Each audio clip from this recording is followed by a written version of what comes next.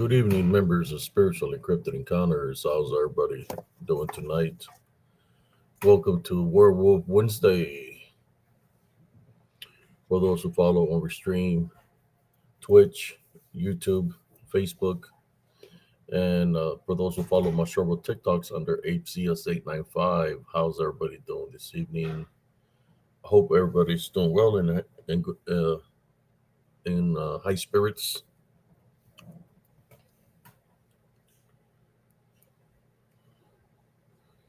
As for me, I'm doing well, brothers and sisters. I did my workout for the day or way earlier. I've been getting it daily. And I said I was gonna wait a little bit later to do this live, but I said why not? Let's do it right now.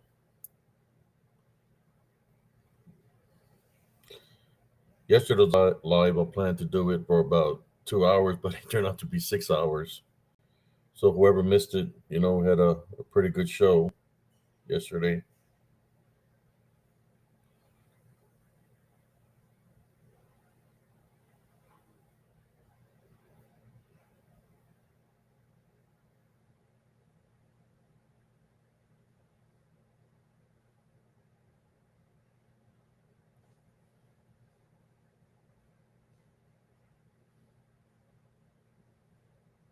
Just sharing this out real quick.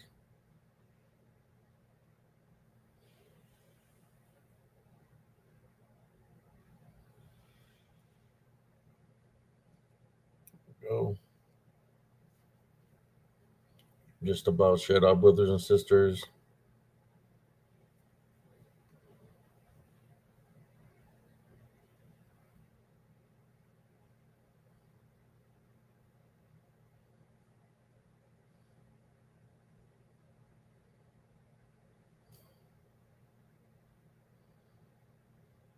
Okay. I'll share it out. Let's see what we got here. We got Sister Annette, Bercina, and Sister Edna Wilson. I know some of y'all were Paranormal Roundtable. I was checking out their live for a little bit. Um,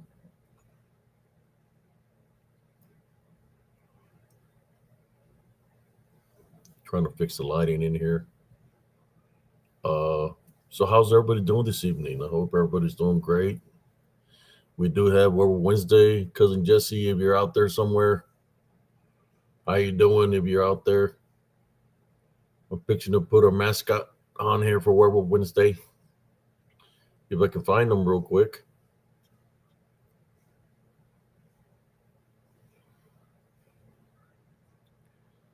We cannot have Werewolf Wednesday without our certain mascot that we got here. If I can find them. That's what I'm looking for, the mascot.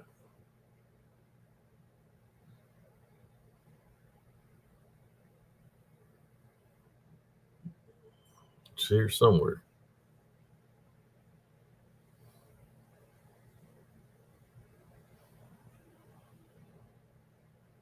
I'll eventually find them.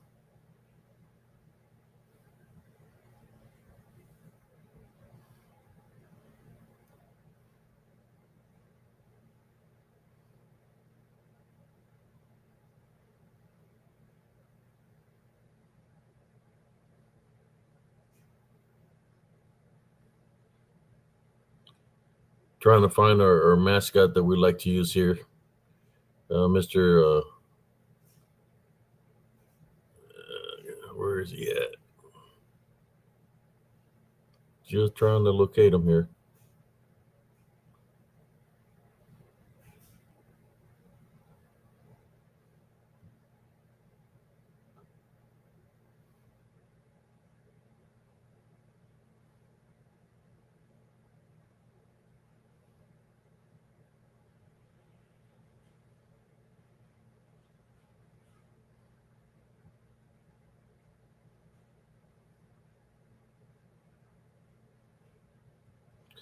Uh, there was something I wanted to share with y'all. I'm trying to find our mascot, but I can't find him. He's hiding from me.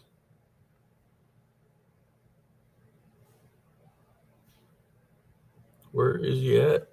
Where are you at, mascot?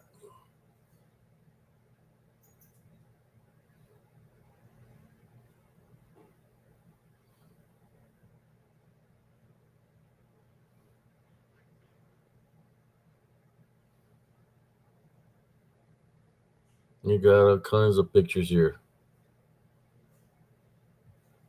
besides the one I'm looking for. Wow, that's okay. See what else we got here in the shed. We got real MMA. I'm just gonna send the mascot from my phone over through Messenger.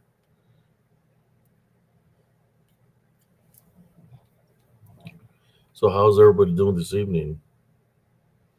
It's like have been getting me pretty bad at nighttime, brother and sisters.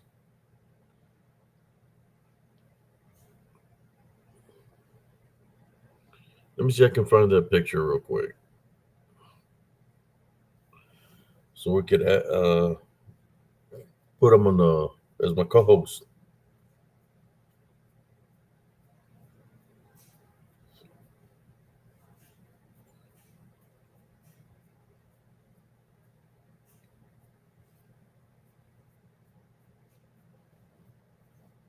How you doing, sister Brenda? Beyond the box.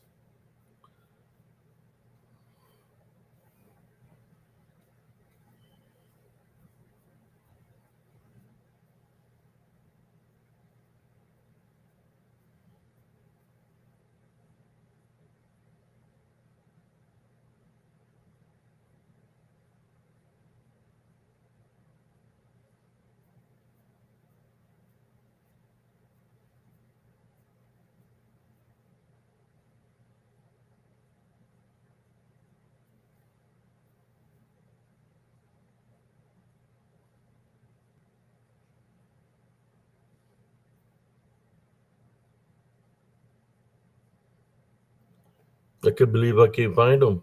I normally find him real fast, and for some reason, I can't find him. Can have Werewolf Wednesday without the mascot. Let me get him. Come on, where you at? Dang it.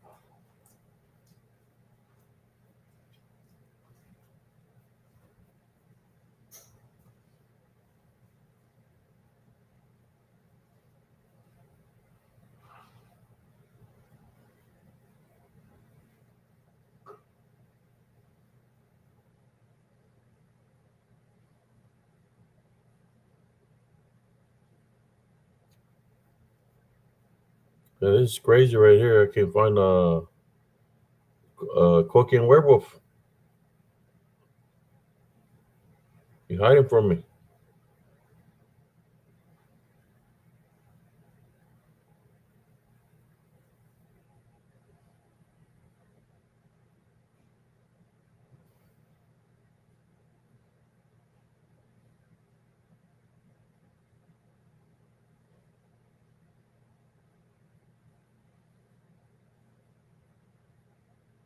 Wow.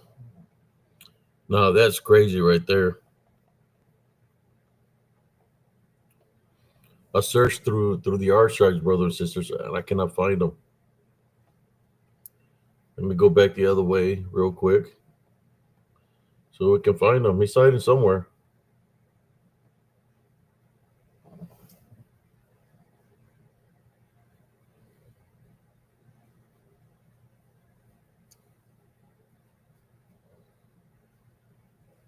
Let me go look somewhere else.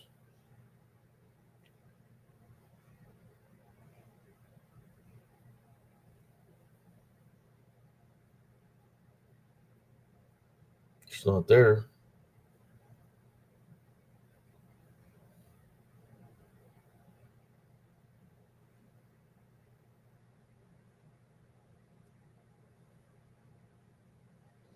That is strange, brothers and sisters. We can't find our mascot. Our mascot is missing in action. Let me look one more time here, see if I can find him. But yeah, I went through all through the archives and everything, and it seems like he's missing in action.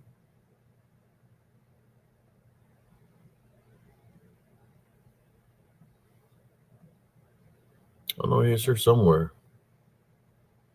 You know, when you show so many photos, brothers and sisters, it's just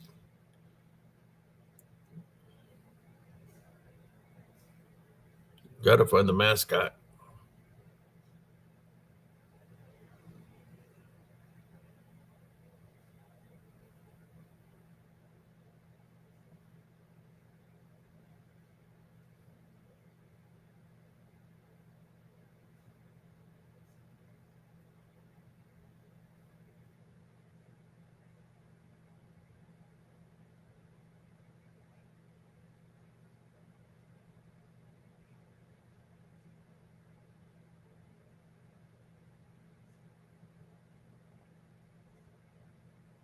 Okay, let me check this one more time.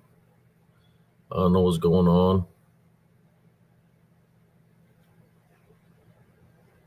The mascot is hiding.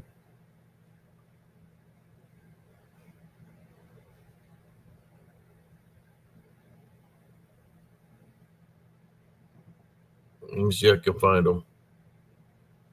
We'll have to search through the archives here, brothers and sisters, so we can find him. This is crazy that I can't find him. Uh,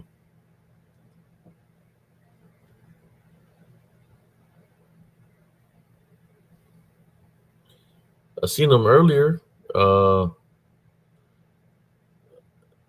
but it's like I can't find him nowhere now for some reason.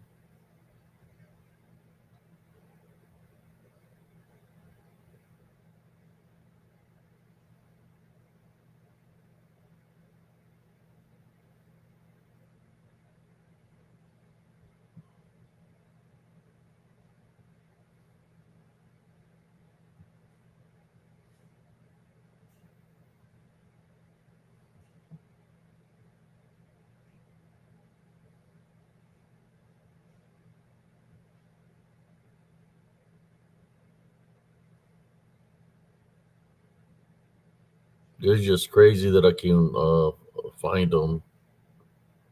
And it's kind of weird because I've always been able to find him. Here he is. I found you. He was hiding from me. We found him.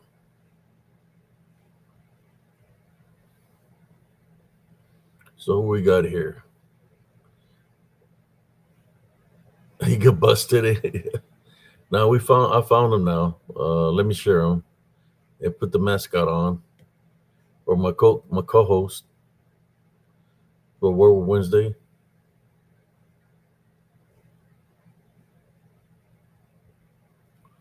He's like, I gotta be out of sight, out of mind, man. You trying to get me in trouble? You know we can have Werewolf Wednesday without cocaine werewolf or cocaine shapeshifter skinwalker because I believe that's what it is. You know, or DDN. It can talk in English and Spanish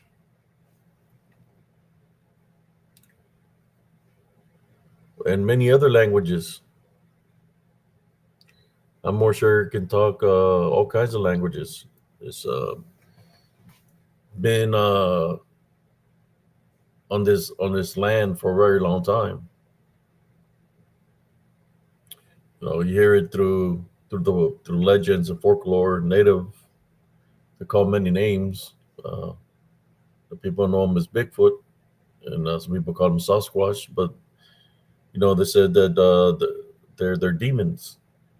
The elders say they're demons They corrupted the people through witchcraft and necromancy. They kidnapped their children. Also, when you hear about missing 401 cases, that's what they've done.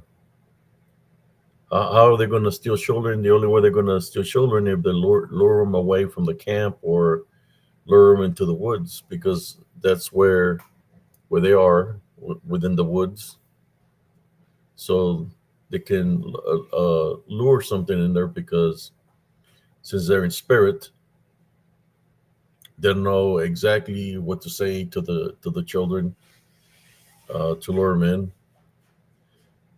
So they look more of a spirit, right? Like, but I mean, spirit or unclean spirit is a like black smoke, but it's their spirit that you're seeing. I think I have a couple of videos when they pass right beside me, a big mass, and it looks like just like a black blur, because that's why they move so fast. That it's not that they're running in physical form; they're moving in spiritual form, in which they can cover a lot of miles real fast, because they're moving in spirit form.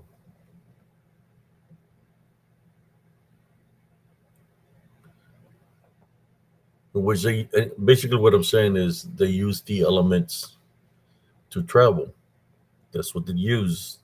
The elements itself, they have the abilities. When you're talking about a super soldier, uh, you can't shoot them or use any man-made weapon to kill them. You can kill something that's already dead. So it doesn't matter what kind of weapon you got. It doesn't matter if you're in the military, if you're a cop. You can have all the ammo in the freaking world. Is not going to do nothing to this DDN. This, I call them disembodied demonic Nephilim, because no matter how many bullets you shoot at it, you're not going to kill it. You're not going to kill something that's it's living in spirit. You might see it. You're gonna shoot at it, and you're not gonna have no kill. That's the only reason I say to y'all, brothers and sisters, when somebody claims that they've killed a dog man or a Bigfoot, I don't buy the story. The reason that I don't buy the story is, where's the proof that you did this? It should be a body, something with a picture or something that you killed this dogman or Bigfoot. Show me the proof. That's what people tell me. Show me the proof. They're not going to show you nothing because it didn't happen. Me, at least, I show you here on Spiritual Encrypted Encounters when I capture something. No, people can say it's pareidolia, but when it's moving in the video and you're not moving the camera, pareidolia doesn't move. I'm just saying that I have more proof that these beings that people call Bigfoot, Sasquatch, Dogmans, and etc., Mothman, Goatman, that these beings that they're witnessing or demonic beings, a a uh, a spirit, or even a dark spirit, right? Which you could call a phantom. They're gonna look similar to how they looked, right? If they were in spirit, they're gonna look a certain way. They're not. They don't have the ability to change form, because they're gonna look not how they looked in the flesh, but in some kind of way, you're gonna keep on seeing the same figure. This DDN, the Nephilim, the Legion, they have the capabilities of changing form, shape shifting, right? What I mean, shape shifting is more of manifestation, where they can manifest, they can change from one manifestation to another manifestation in a matter of seconds. But what makes them dangerous, brothers and sisters, is this: that they can manifest to look beastly, they can manifest to look like an animal, they can manifest to look like the elements, like a tree, a bush, a freaking rock, a twig on the ground. They can manifest. That's what makes them dangerous. They can manifest to into anything that's living. And what I mean by living is, yes, there's there's human beings, there's animals, but what other things live within Mother Nature? Trees, plants. They can manifest themselves to look into anything. That's what makes them dangerous. And the only way you will be able to sense them is through a heavenly love foundation, through the spiritual gift of discernment. That's the only way you're going to be able to ID uh, what I call the DDN, disembodied demonic Nephilim. Some people wanna say that they're not demonic. If that being can manifest to look like you and mimic you, yes, that's demonic. Especially if you type on rebuke it in Jesus Christ's name and it disappears and it flees and it smells like sulfur, that's 100% demonic. I'm just letting you know. Some people are not going to tell you the truth. Some people are going to try to lure you a different way here in spiritually encrypted encounters. I just I just tell you the truth how it is, man, because I've dealt with them. I've dealt with these beings. I've been dealing with these beings all my life, but in Elms Grove, I battled over there in Elms Grove Estates. Let me do something real quick here. So let's see. Does anybody have any? I mean, I'm thinking that's a good topic to talk about today.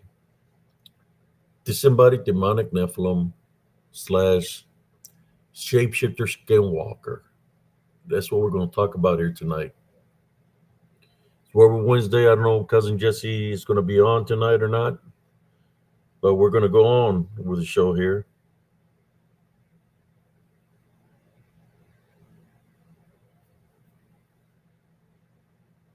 Looking, trying to find something here real quick.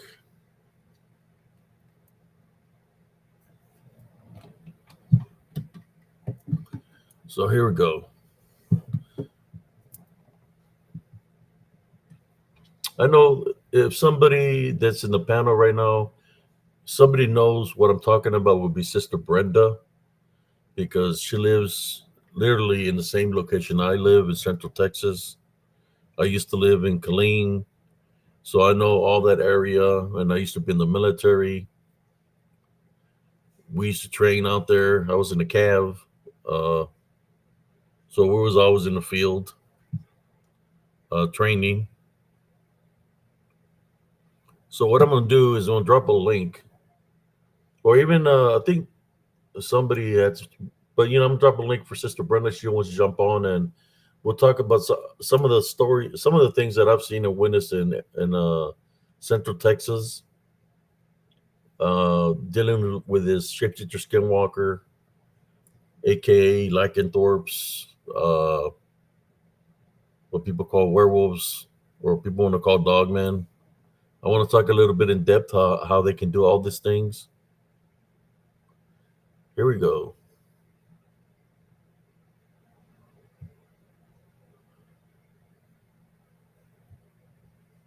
I've done recons, brothers and sisters. When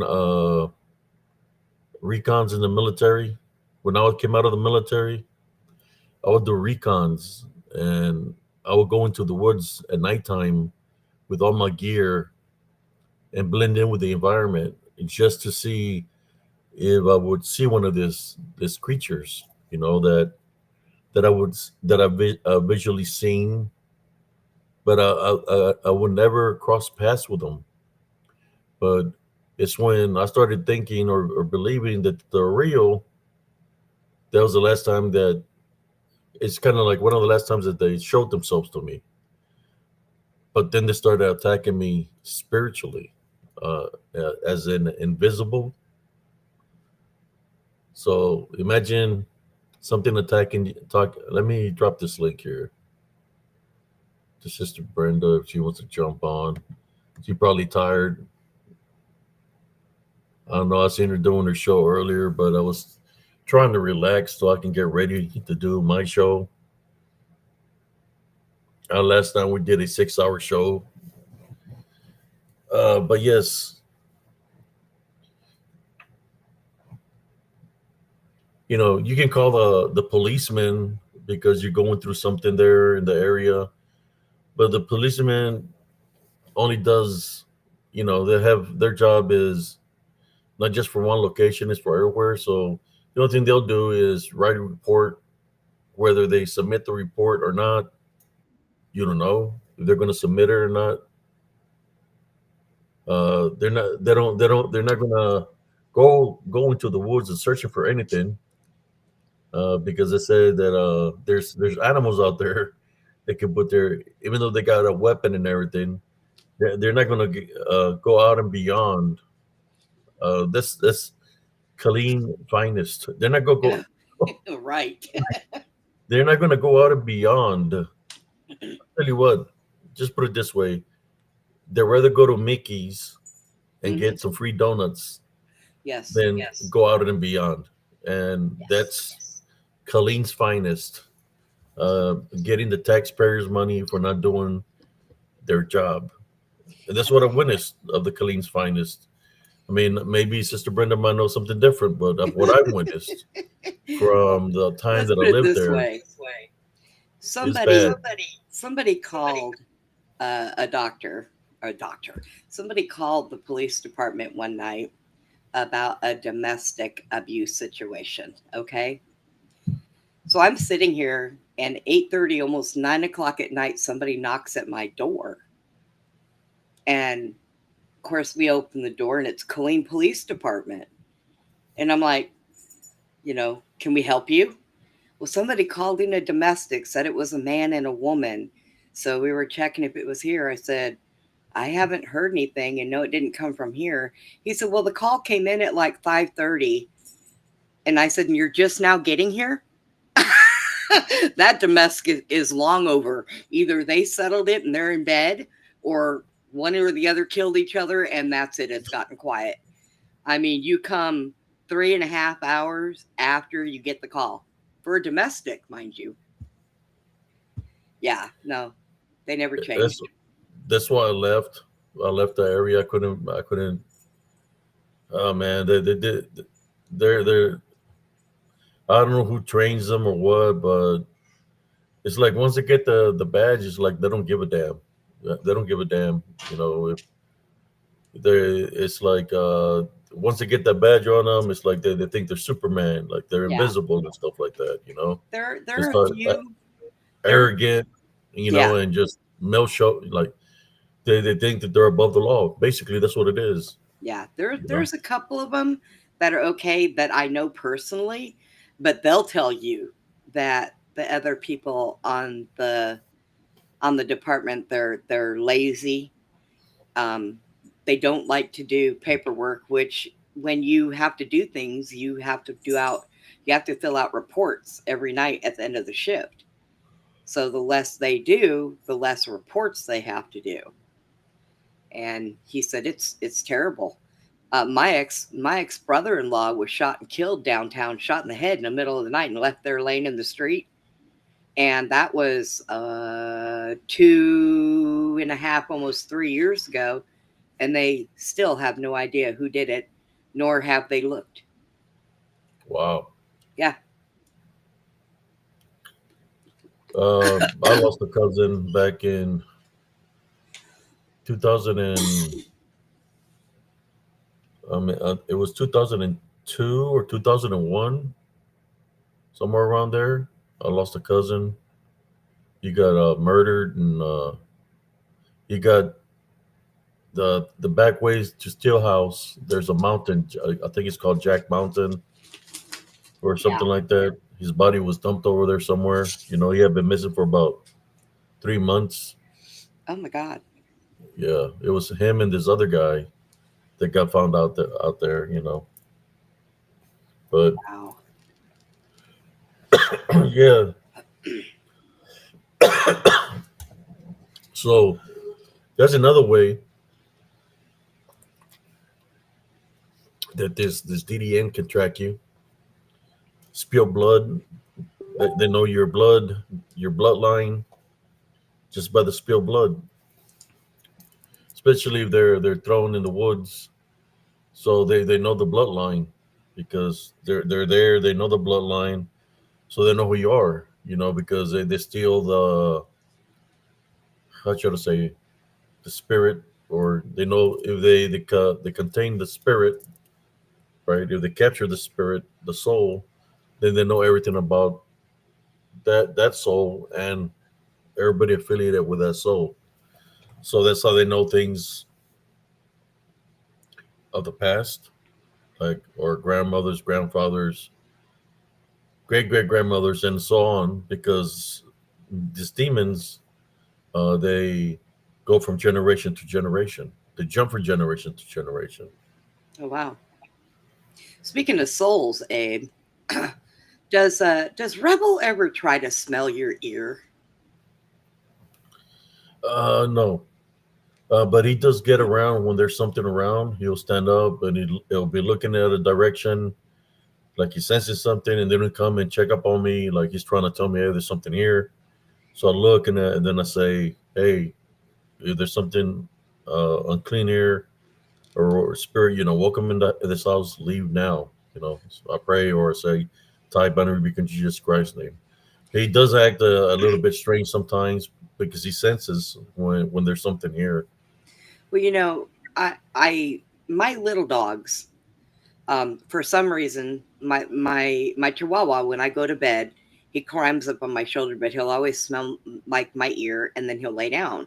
And my other dog likes to come up and he likes to smell my ear too. And I'm like, so I couldn't figure out why. So I looked it up. And do you know that that's how a dog will identify if you are still alive? Is they can smell your soul through your ear.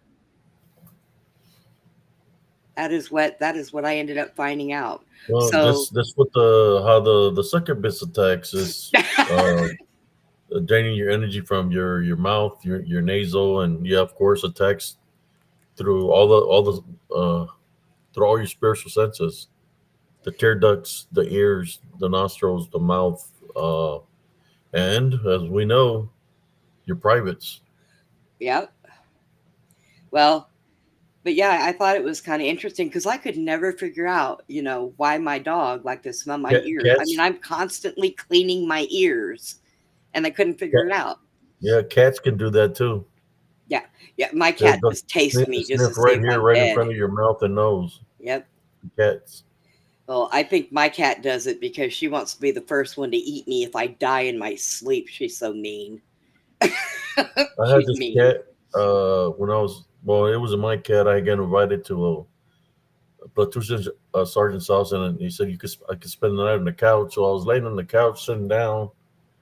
When I opened my eyes, I seen the cat like this with the claws out, Uh, and as soon as I opened my eyes, it tried to scratch me in the eye. I grabbed the cat.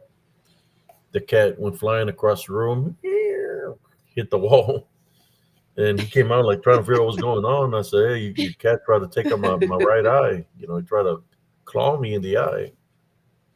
And it just he got the cat to put it in the room. I guess the cat did not like me, or my it might have had the cat might have had an old spirit of a witch in it. In it, my cat likes men, and my cat likes other people. She just likes to fight with me. And she used to sleep with me before I got my little dog. And now my little dog doesn't let her on the bed at night. So every now and then I'll catch her while he's asleep up by the pillows. I'll catch her tiptoeing, trying to sneak on there to get up on the bed. But yeah, she's mean to me. I worry about her sometimes. Like I'll be online doing a live and she'll jump up on my chair and get behind me, and I'll sit there in the camera and I'll watch her because I'll be able to tell if she's going to go for my head or not and try to attack me. So far she's been behaving, but I never know with her. Do you know where Moffat, Texas is? Moffat, Texas, yeah. Well, I had this today. I was told my wife uh she was talking to me about a lechuza sighting,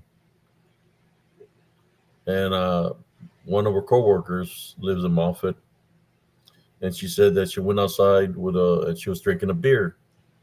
She was drinking a beer, and she heard the lechuza, right?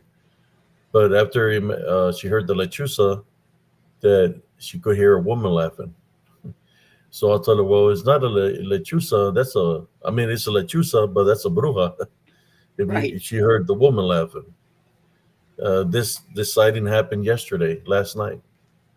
Oh, wow. Yeah, I used to have friends that lived in Moffat. I used to go out there every once in a while and visit.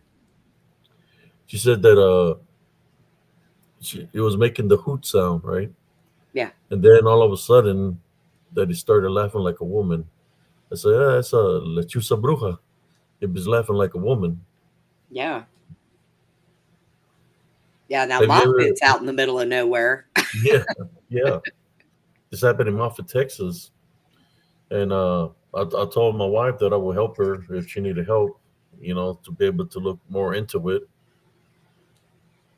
Yeah, It's kind of like the one that I encountered here in my yard, in my backyard. Uh, I was doing lives outside on my little patio, but there was that day it was fresh, it was kind of cold. I had a jacket on and I was doing a live and I was fixing to sign off because I was doing live off my cell phone. And next thing you know, I see something picking its head like this from behind the tree, and I'm like, man, what is that?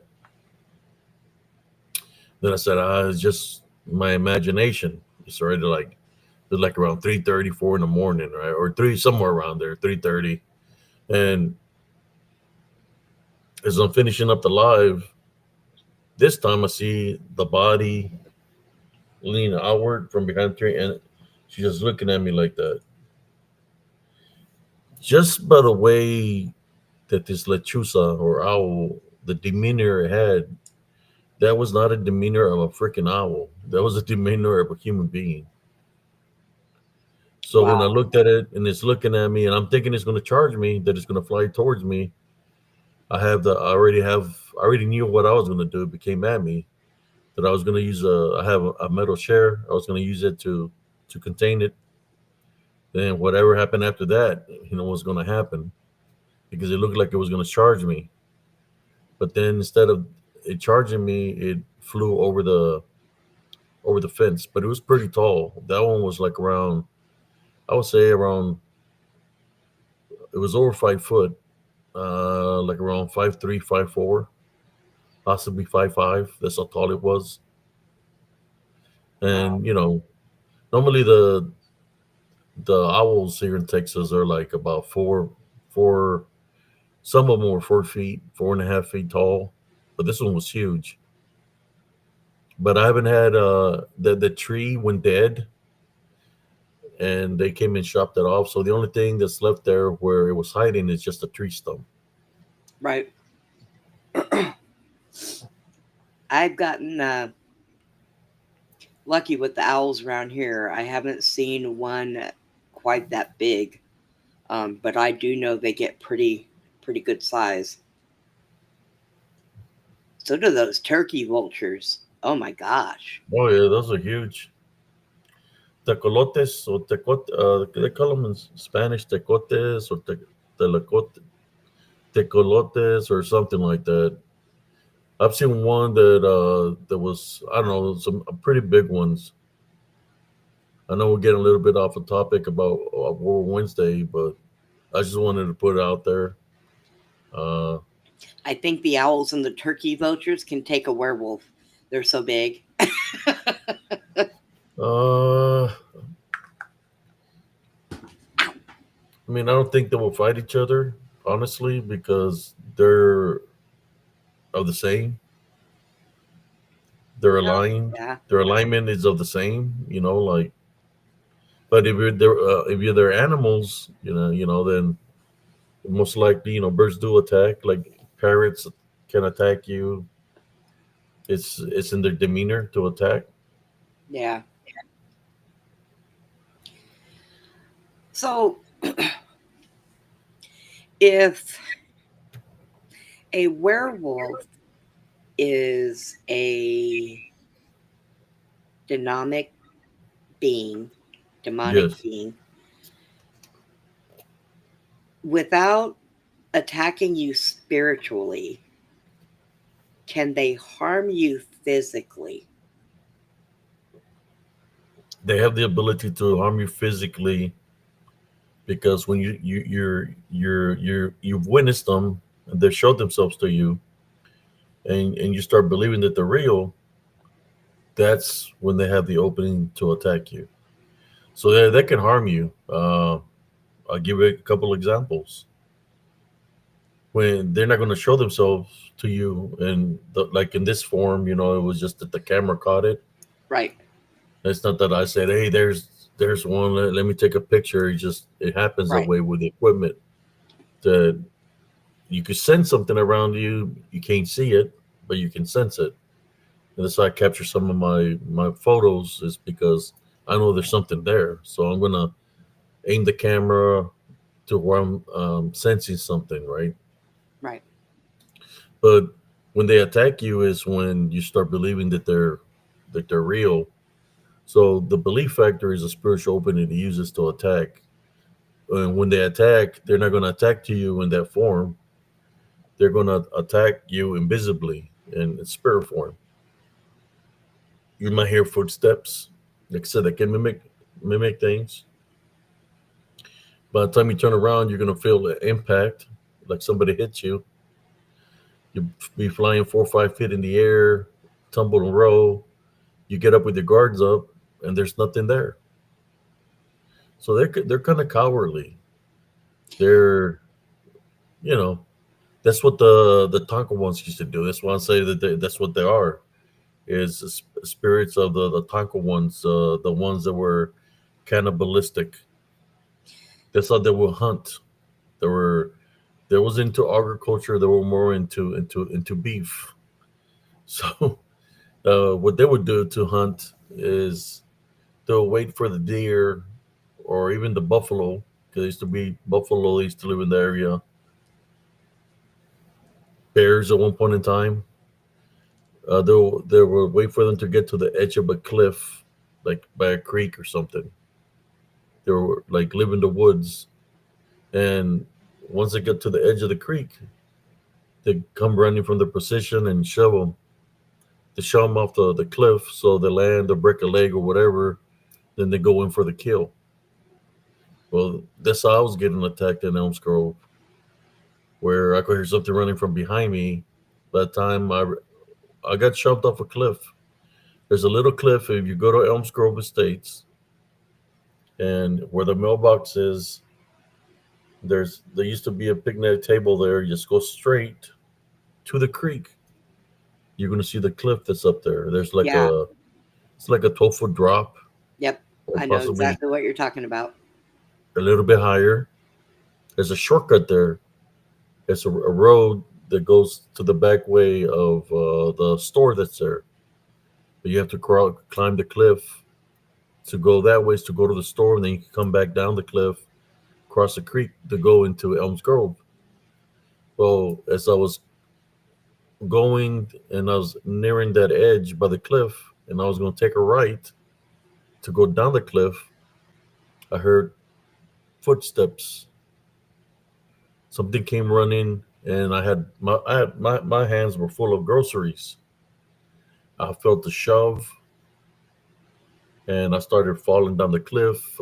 and I'm a strong guy, so I was able to lift my hand and grab a tree.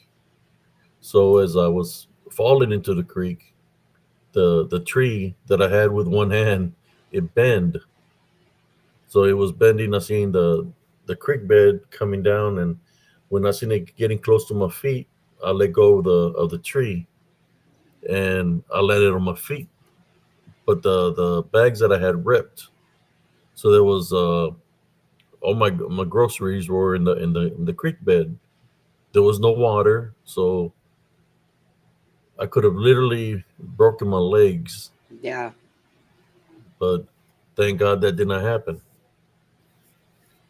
Yeah, that happened to me there. It happened to me over there by the bridge also, where I was gonna come through the woods.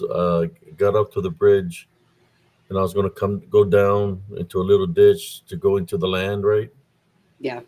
as I was going towards the ditch, something shoved me from the back, and I fell into the ditch. So yeah, they're backstabbers. You know, Now, I mean, do you go think ahead. that if you, you know, I try to think like, some of these movies that they put out there where there's werewolves. I notice one thing, so I kind of wonder if it's true. When people first see them, they'll like stop for a minute and look, and it won't chase them until they scream or they turn around and run. So, do you think that if you stood your ground and you weren't afraid of them and you just stood there, that they would kind of be standoffish, like, wait a minute, what have I gotten myself into? If you don't show it fear, what do you Yeah, think it would do? it's not going to do nothing to you because you're not giving it power or fear. The more power, if you give it the openings, those spiritual openings, fear, believe, Right. you get angry. Those are openings that they can use to attack. So But they're chicken and the, they the, won't. the, the attack that they're doing is more of a spiritual thing because Yeah. they're not interested in your body; they're interested in your soul. Right. That's what they do. Wendigoism. Let's talk about Wendigoism, where the people go into the woods, and some of these guys have their eyes roll back white and stuff like that because they're being uh, possessed by a spirit of the woods. It's more like but Wendigoism, they're saying that it was people that it would eat, uh, that will eat flesh, like cannibalism, right? But Yeah. also, you can't leave out the spiritual aspect of possession because what will make a person do something like that in the right mind? You look at somebody and say, "I'm going to eat you." They said, "No." The only way that could happen is something else had control of the vessel of the body. That reminds me of something I just seen. Um, I was watching this thing where they were going over like old cases, and they had brought up this thing in, I think it was Florida, when they thought people were sniffing bath salt and they were like turning into zombies. But the way they were describing it was just like what you said. The guy would, like the one guy, his eyes were like in the back of his head, and all they seen was the white of his eyes. His eyes were white, and he was attacking people and eating them. So could it be that that's what his problem was that it wasn't that he was on, because the one guy, he was a Bible study teacher, he didn't do drugs, nothing Yeah, like that, but he went for a drive and his car broke down by these woods. he was possessed. Yeah. He got possessed. That's Huh, what it that is. He makes got sense. possessed. Now see, that does make sense, a lot more sense. That's what I've been trying to say all along to the people. Be careful when you go into the woods. Not because of Bigfoot, not because of Dog Man, not because of the Goat Man, not because that's not what's there. What's there is these demon things that I talk about. They don't care about your vessel. They just want your spirit. Yeah. But if you have spiritual openings, they're gonna use that to take control of your body, control of your vessel, make you jump off a cliff, make you jump in the middle of the road, get in front of a semi truck while it's going like 60 miles an hour. That's what they are. They're demons. That's what I try to tell people because I've literally seen it happen.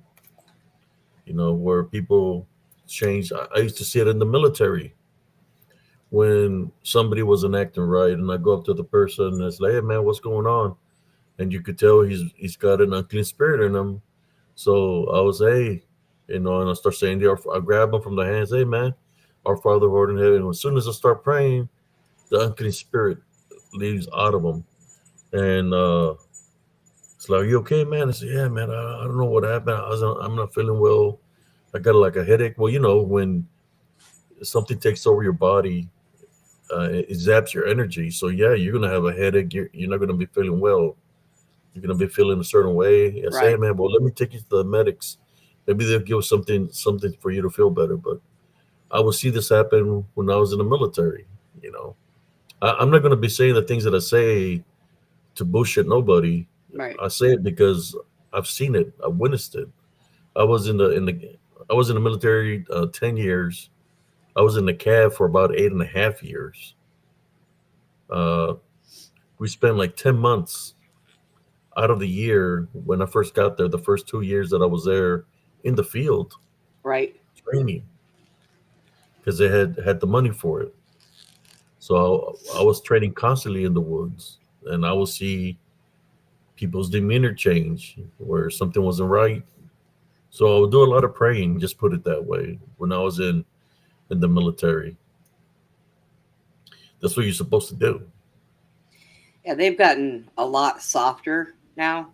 Like, I mean, Yeah, I can't believe the change that they've made. Even me never being in, but being family of it, I knew what they were like. I went through a lot of their events. I've seen a lot of things, but I noticed when my ex-husband got to Fort Hood how easy he had it. I mean, whenever they, like I said, whenever they went out into the field, he used to give me a grocery list and I would go shopping and cook and just take them food.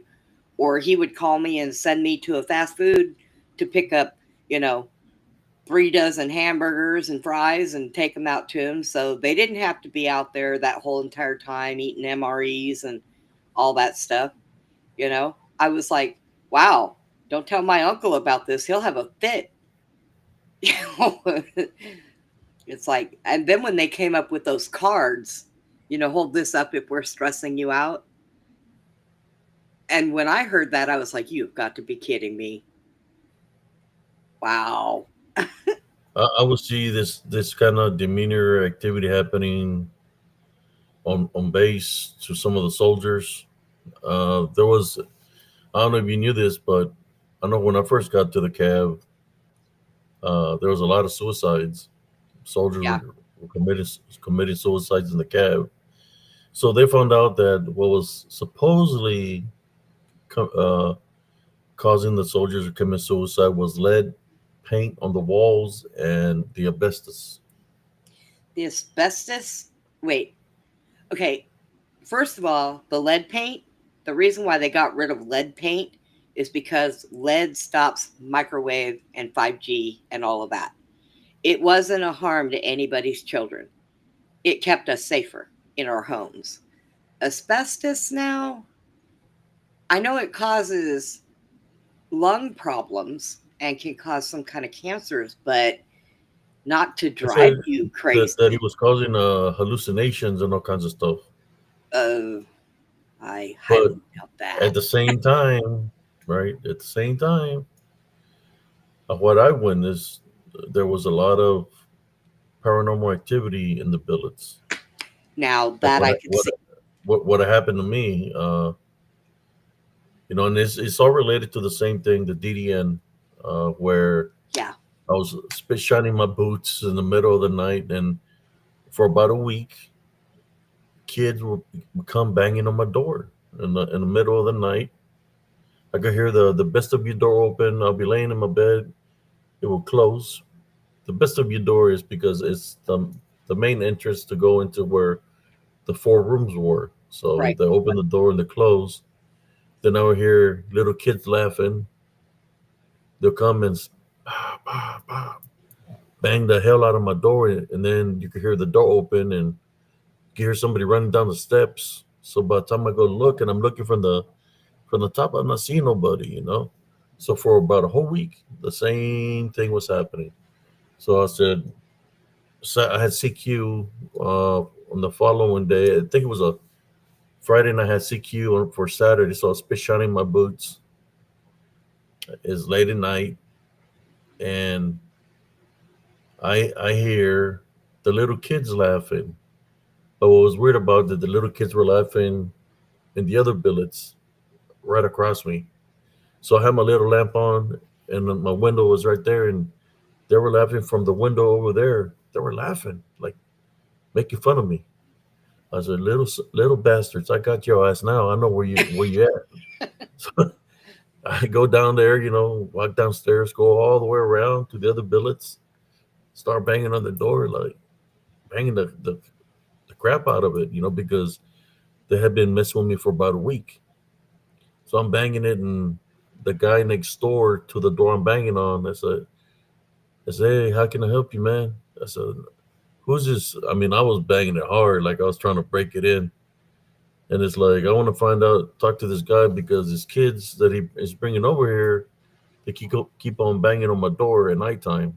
I just trying to get him to talk to his girlfriend to keep the kids in the room or something. Can't be leaving them running around loose, you know. So he's looking at me. It's like, man, there's nobody that lives there. That room is empty. That's what he said. Nobody lives in there. So I go and I'm like scratching my head, and how the hell did I hear somebody laughing from inside that room? So I go lay down. I said, eh, shut off the light, lay down. As I'm going to sleep, I guess I'm in between awake and asleep. Then I see something standing in front of my freaking bed on my bunk. This the bunks are twin size, right? Twin Yep. size. I see this dark shadow figure standing in front of my bed. It looks like he's got his arms crossed like this, and I'm looking at it. Then the face kind of looked like a face of a vampire or gargoyle, but it was like standing on twos. So I'm looking at it. So by the time I got up to to pray against it, it disappeared. And I'm thinking that's what was making the mimicking the Yep. sounds of the children, which was something that was demonic, Yeah. demon. Well, I know when we first got here, we had stayed on post, and I would get bored. He'd be like, "I got to go to bed early," so I would go over and knock a few doors down and get my friend Susan, and we would go wander around the post. And we had taken the one of the back roads that goes to Belton Lake one day, and we stopped on the side of the road. Uh, she heard something like her tire was going flat, so we pulled over to check it. And you would hear things walking around in the bushes, and Oh, but you wouldn't see anybody. And you can usually tell if you pay attention. If it's an animal, they walk on four legs. You can basically tell if it's an animal walking. Anybody who owns animals can tell an animal walk. And it was always like just 2 feet, just 2 feet. And it would walk, and we would look around the side of the truck, and it would dead stop. And then we'd be kind of looking, get the flashlight and look. And I told her, I said, "Your tires look fine. I don't know what that noise was, but maybe it's the road. Let's get back in the car and leave." So, you know, every time we ventured out. Like we took the back way to go to North Fort Hood just to drive that drive, and then we were going to turn around and come back. We would get so bored. Um, but things were just weird. Like we would get to a certain point on the roads or a certain point out there on post, and it's like all of the lights would go away. Everything would be just dead dark, or a darkness was over it.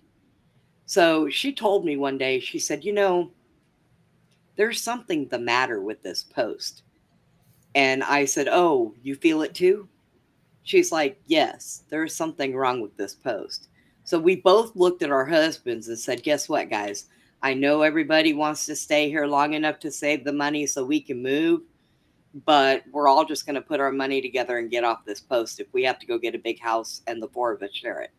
And that's what we ended up doing, because her and I didn't want to stay there anymore. We'd had about enough. They used to keep all the people's dogs in kennels out there in the back of the hotel, and at night those dogs would just be going crazy for no reason that we could see. They would just be going crazy, and it's like, yeah, we just need to leave. So I often felt that there was just some really weird stuff on that Oh yeah, post. there was there a lot of because a lot of that land belonged to the natives, so a lot of native Indian burial grounds that got built over. So that's why the activity was there. It's like that, not just on base, but off base too. Yeah. In Colleen, Harker Heights, Nolanville, Copper's Cove. There's a lot of areas where there's a lot of strange activity. Yes. Yeah. um I used to go out to Lampasas a lot. I had friends out there, and I didn't mind going out there during the day, but I didn't like to drive those roads at night. So I would go out during the day and pick my friend up, take him to work. And then after work, I would just take him to my house and let him spend the night there, and then take him home when the sun came up, because I didn't like driving around out there. And Lampasas gave me the creeps too. And Oh yeah. I had a friend that told me, I have a really nice house out there. I'm going to move out of it.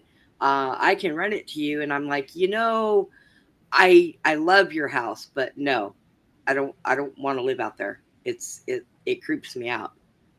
There's something wrong with it.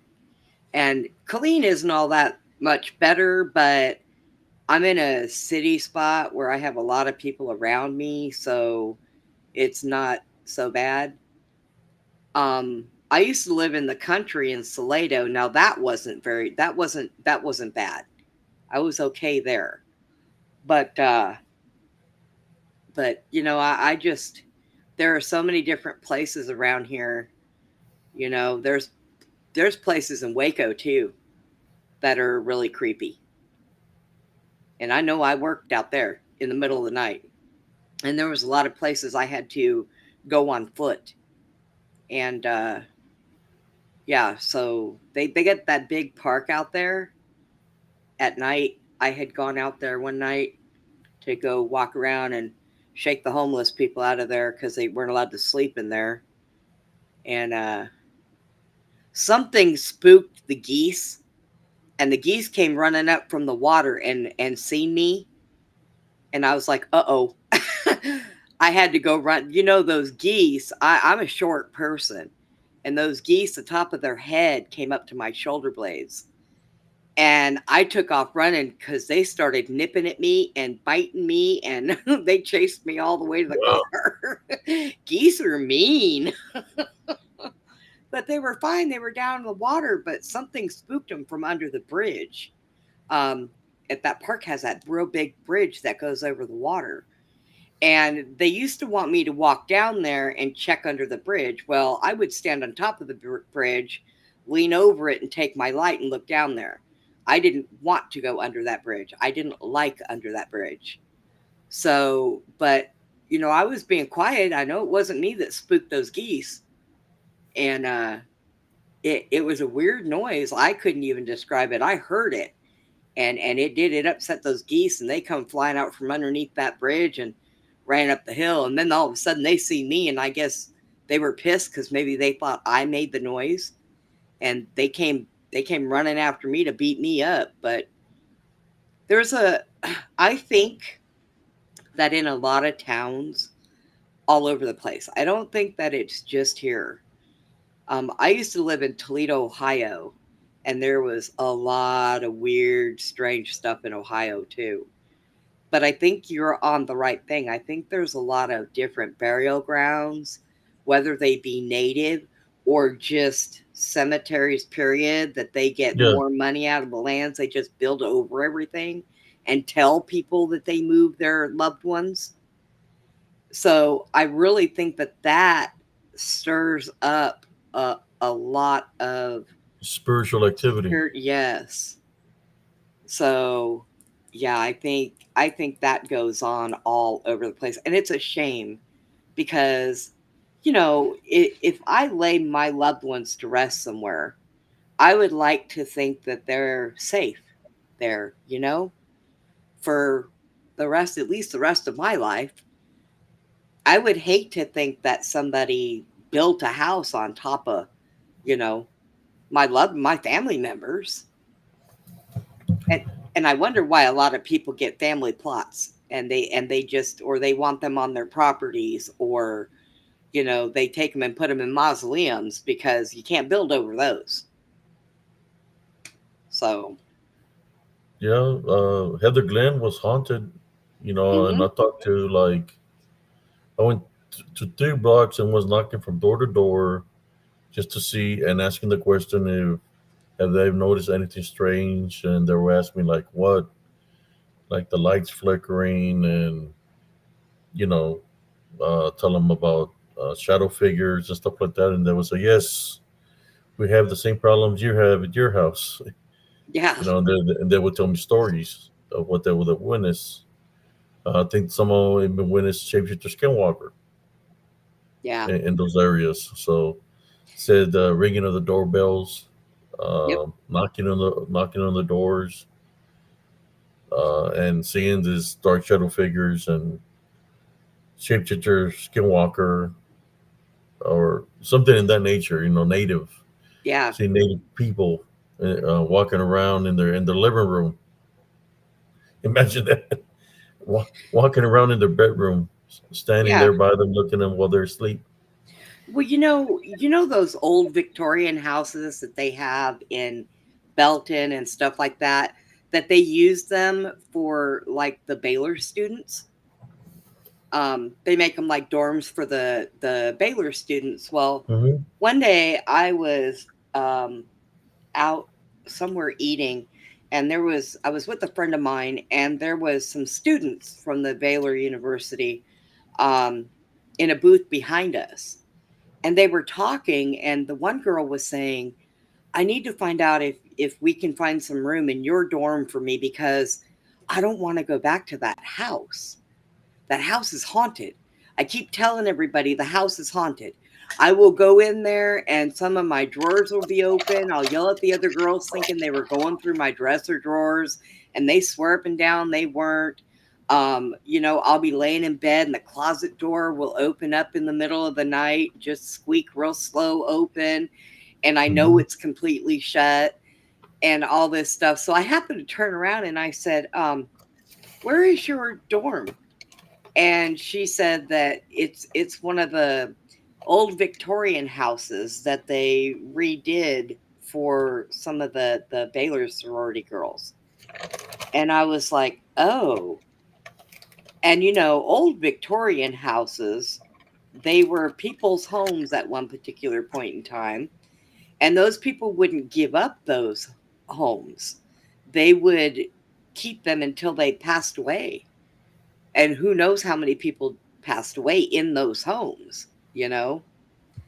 So I just found it funny, but they were saying that there was a lot of people in those old Victorian homes.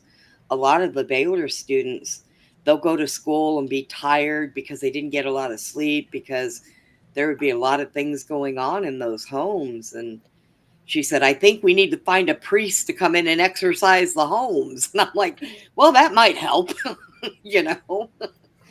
But I it makes me wonder sometimes with things being built over burial grounds, old homes, combined with the energy that our world holds on its own, you know, all these energies are so strong around us. It really surprises me that more people can't see the things like we can. I know there's a lot of people that can be sensitive to feeling, but not being able to actually see them, it kind of really amazes me. And then there, you have all the towers now that they built the 5G towers so they can get energy to manifest. You get the new Yeah. power lines, the big Hmm. power lines, electrical power lines, where there's uh, spirits can drain energy from. There's Yeah. so many. You got freaking energy vehicles. They run off of energy, Yep. and there they are, the spirits, unclean Lithium. spirits, draining energy out the vehicles. Yep. Like you, like they would do off your equipment, your batteries out of your vehicles. That's what they do. You know what I did, Abe? I switched everything in my house, including my cell phone. I did not know I could do this, but I dropped 5G off of everything in my house and put it back on 4. And do you know that before I got sick, before we had that red moon, um, once I did that, I was sleeping better in my house once I dropped everything off of 5G. I was watching one of these things and they were talking about that, about the 5G. They're like, really seriously, people, I want you to think about something. Does your internet run any better with 5G than it did with 4G? And everybody's like, no, not really. And I started thinking about it and I'm like, right? Well, wait a minute. Now, why would they give me a phone that is 5G capable when it doesn't work any different than my old 4G phone did? So I found out that when you go into your settings on your phone, there's a thing where you can take it off of 5G and switch it back to 4. So I did it. And I've not had any problems with anything, not my internet, not my phones, not nothing. So, yeah, I don't keep it on my phone. Unfortunately, the only thing I run on Wi Fi in my house is my Roku. All of my computers are hardwired. So the only thing I use Wi-Fi for is the TV, and that's it, the Roku channel thing, and that is it. And until I move, when I move, I'm just gonna go ahead and get routed in a cable and get rid of a Wi-Fi period because I don't keep Wi-Fi on my phone, and my caregiver doesn't. Even when we go places, he doesn't have Wi-Fi on his phone because Wi-Fi they can tap into your phone. When you're out and about, other people's Wi-Fi can tap into your phone. So he doesn't keep the Wi-Fi on at all. But yeah, so I've always kind of wondered that with as much energy that is about that. I know that when we have clear skies and everything is clear, I see more on those clear days because I guess the energy that is around is more heightened than I do on days when it's cloudy and crappy and or even nighttime.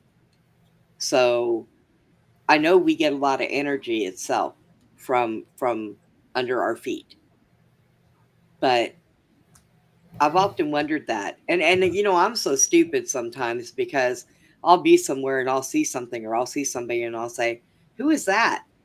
And somebody with me will go, "Who's who?" And I'll say, "Over there," and they're like, "There's nobody there." "Oh, never mind. I'm seeing things." That's what I say.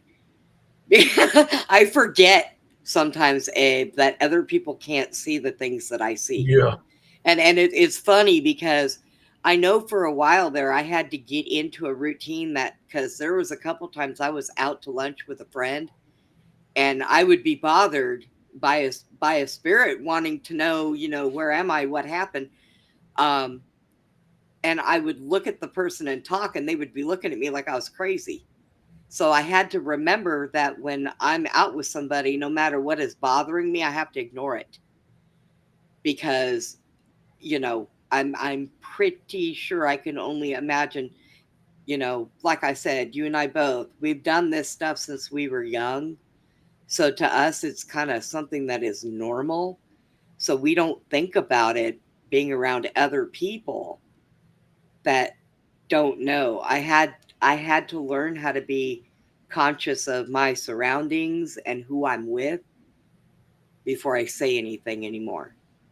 Kind of it's kind of hard sometimes. Yeah, I've But always been able to see spirits as far as I can remember. Uh, just like I'm able to, I was seeing this shapeshifter skinwalkers or DDN, because that's what they're created out of.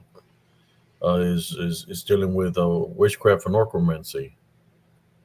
Uh, yeah, I used to see them all the time on Fort Hood on the ranges, uh,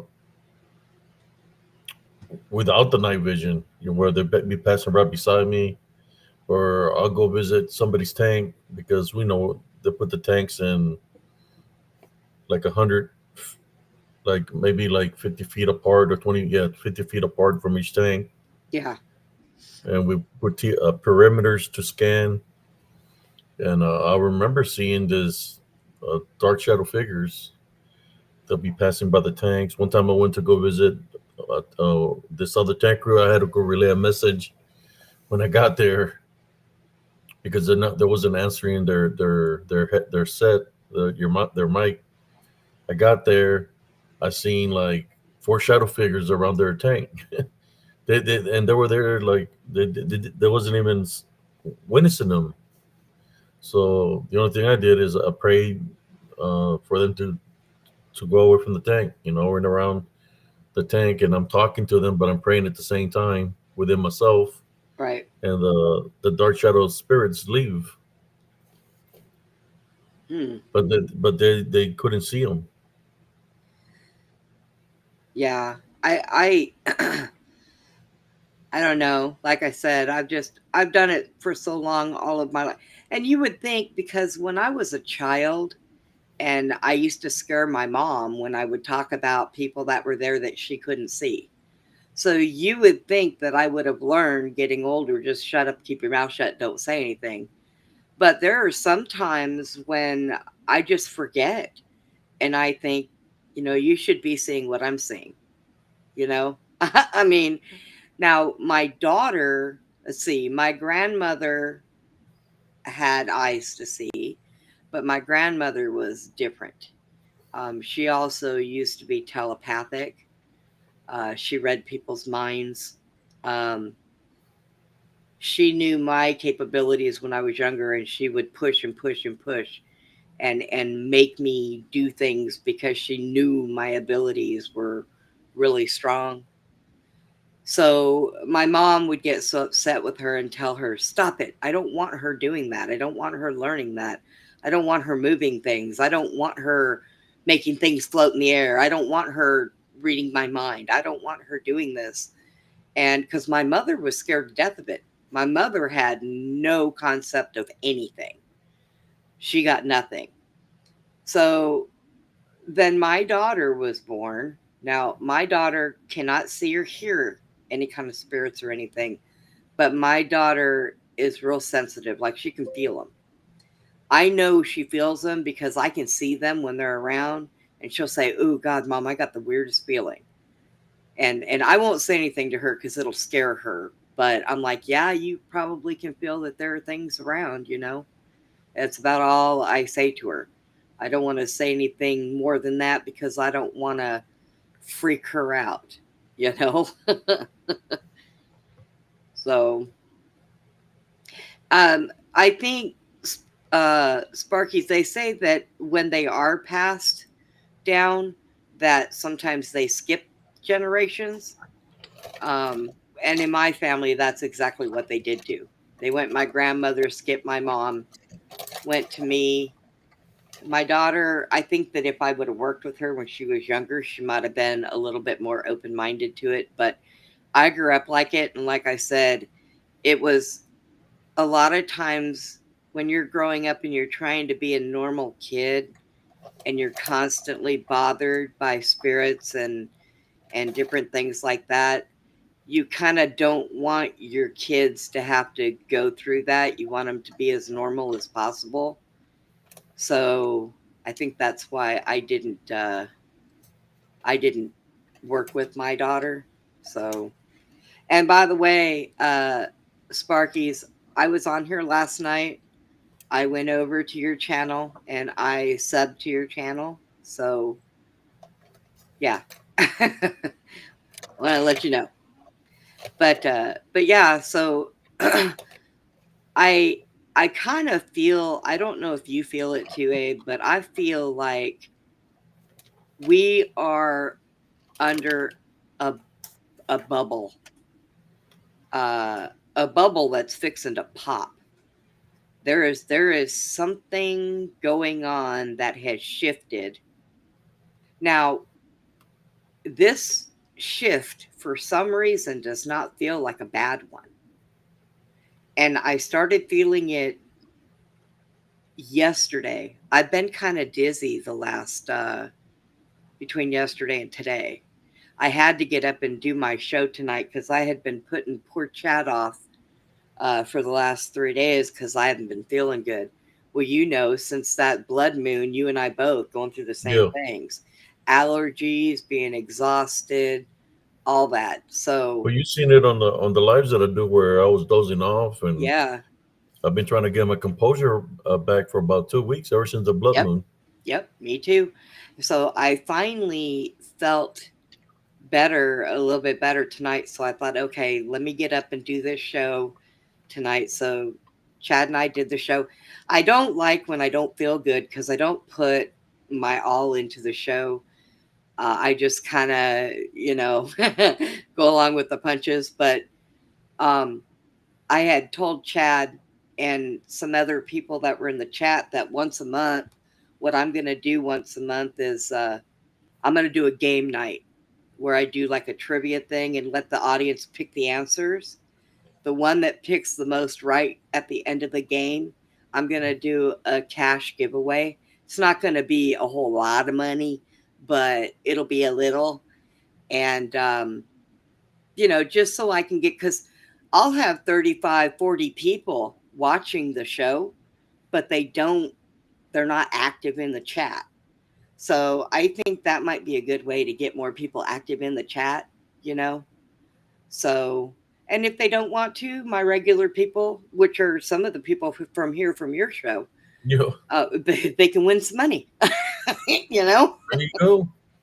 So, but yeah, I hate doing my show when I'm wiped out like I am because thank God for Chad because Chad's been doing some research and putting some stuff together, so I don't have to do all of it, because before it was me doing most of the stuff and then setting it and running the show and everything. And when I'm sick and I'm really wore out and tired, it's so hard for me to just get up and do it. So, but but I started to feel better today, but I still feel off, like something is not right. Yeah, Um, the, something threw off my equilibrium, my senses, where yes, sometimes like that week of the blood moon, my ears kept on ringing and ringing and yep, ringing, like constantly. Headaches, real lightheaded, dizziness. Then I said, well, maybe those are symptoms of a certain virus, yes, But when spiritually, when you've been zapped, then you know that what it could possibly be because you've been through it before in the past. yep, So I just try to remain with my love foundation and place Jesus Christ first. yeah. I mean, things are so wacky right now anyways that even just with small shifts and whatnot. Now, the last time that I felt a shift like this in the world the way I feel it was in 2012. That's the last time that I felt such a shift that it bothered me. So this time I felt it again, and I felt that bad, heavy shift. And it drives me nuts when that happens because I have thoughts on what that is. And it, I don't know. There's there's a lot of things happening right now, spiritually. I know that I did an investigation with my brother, but he's seen me, how I've been, and he's like, "Bro, are you okay?" Yeah. Because he sees the change in me where I'm not feeling well, so he can tell there's something not right. And yesterday he had come by and he seen that I was doing better, and but yeah, I've been helping a lot of people out spiritually. That's what happens when you place yourself out there in the line. Like I pray for everybody. And for my brother, for my family. Anybody needs a prayer, I pray if they feel that they're being spiritually attacked. We type and rebuke the unclean spirits, and we just fight spiritually, together as brothers and sisters in Christ. But sometimes, the things take their toll, but that's okay, because Jesus Christ has everything under control. We're just vessels. This is my body, right? Temporary body, because when I cross over, or when we cross over, we ascend in spirit. But it's just Yeah. a temporary. This is my body here, and there's certain things like the DDN that want your body because they don't have a body. There's one of them right there standing in that picture. Yeah. Cocaine werewolf. Did you like what I said Cocaine werewolf. earlier when you couldn't find his picture? I'm like, oh, he got busted, Abe. Yeah, there's cocaine werewolf right there. I He's was like gonna looking. I was He's gonna pissed message off because Jesse. he don't got a body. His body got destroyed during the Great Flood, so he's looking for a body. So he seen me as like, ooh, I'm gonna take his body. Yeah, I was I gonna said, message nah. Jesse and say, "Hey, man, werewolf's in jail, dude. He got busted. Abe can't find him." Yeah, but I don't know. Things are so strange right now. I mean, just they're so different. But I think we're going to be doing a turn for the best. But I still think it's going to get worse before it gets better. I still think we got some bad things going on. So hopefully spiritually everybody will, well, they're finally starting to come together. I mean, I watched some amazing things the other day that were just incredible. I was trying to tune into Jimmy Kimmel, but I don't know what happened. You hear what happened to Jimmy Kimmel? Yes, that's okay because he's a PDF file anyways. But you He's an know, island boy. He's an he's island boy. he's he's a bad boy. But An island yeah, boy. canned his complete show. Period. I'm Boom, thinking off that's the why he got market. canned because they got some evidence on him, Sister Brenda. Well, he got I in think trouble because they used the excuse that he was making fun of Charlie Kirk, but I there think is a it's deeper lot than more that. on him. Yes. I think he's dealing with that island. Yep. Actually, you are correct. I seen a behind the scenes video of him and a little boy, and I was not happy. I can't believe that it has taken this long for them to catch up with Jimmy some of with a these little boy. people. Yeah. How about the little Mexican guy? That's his Which buddy, one? Guillermo.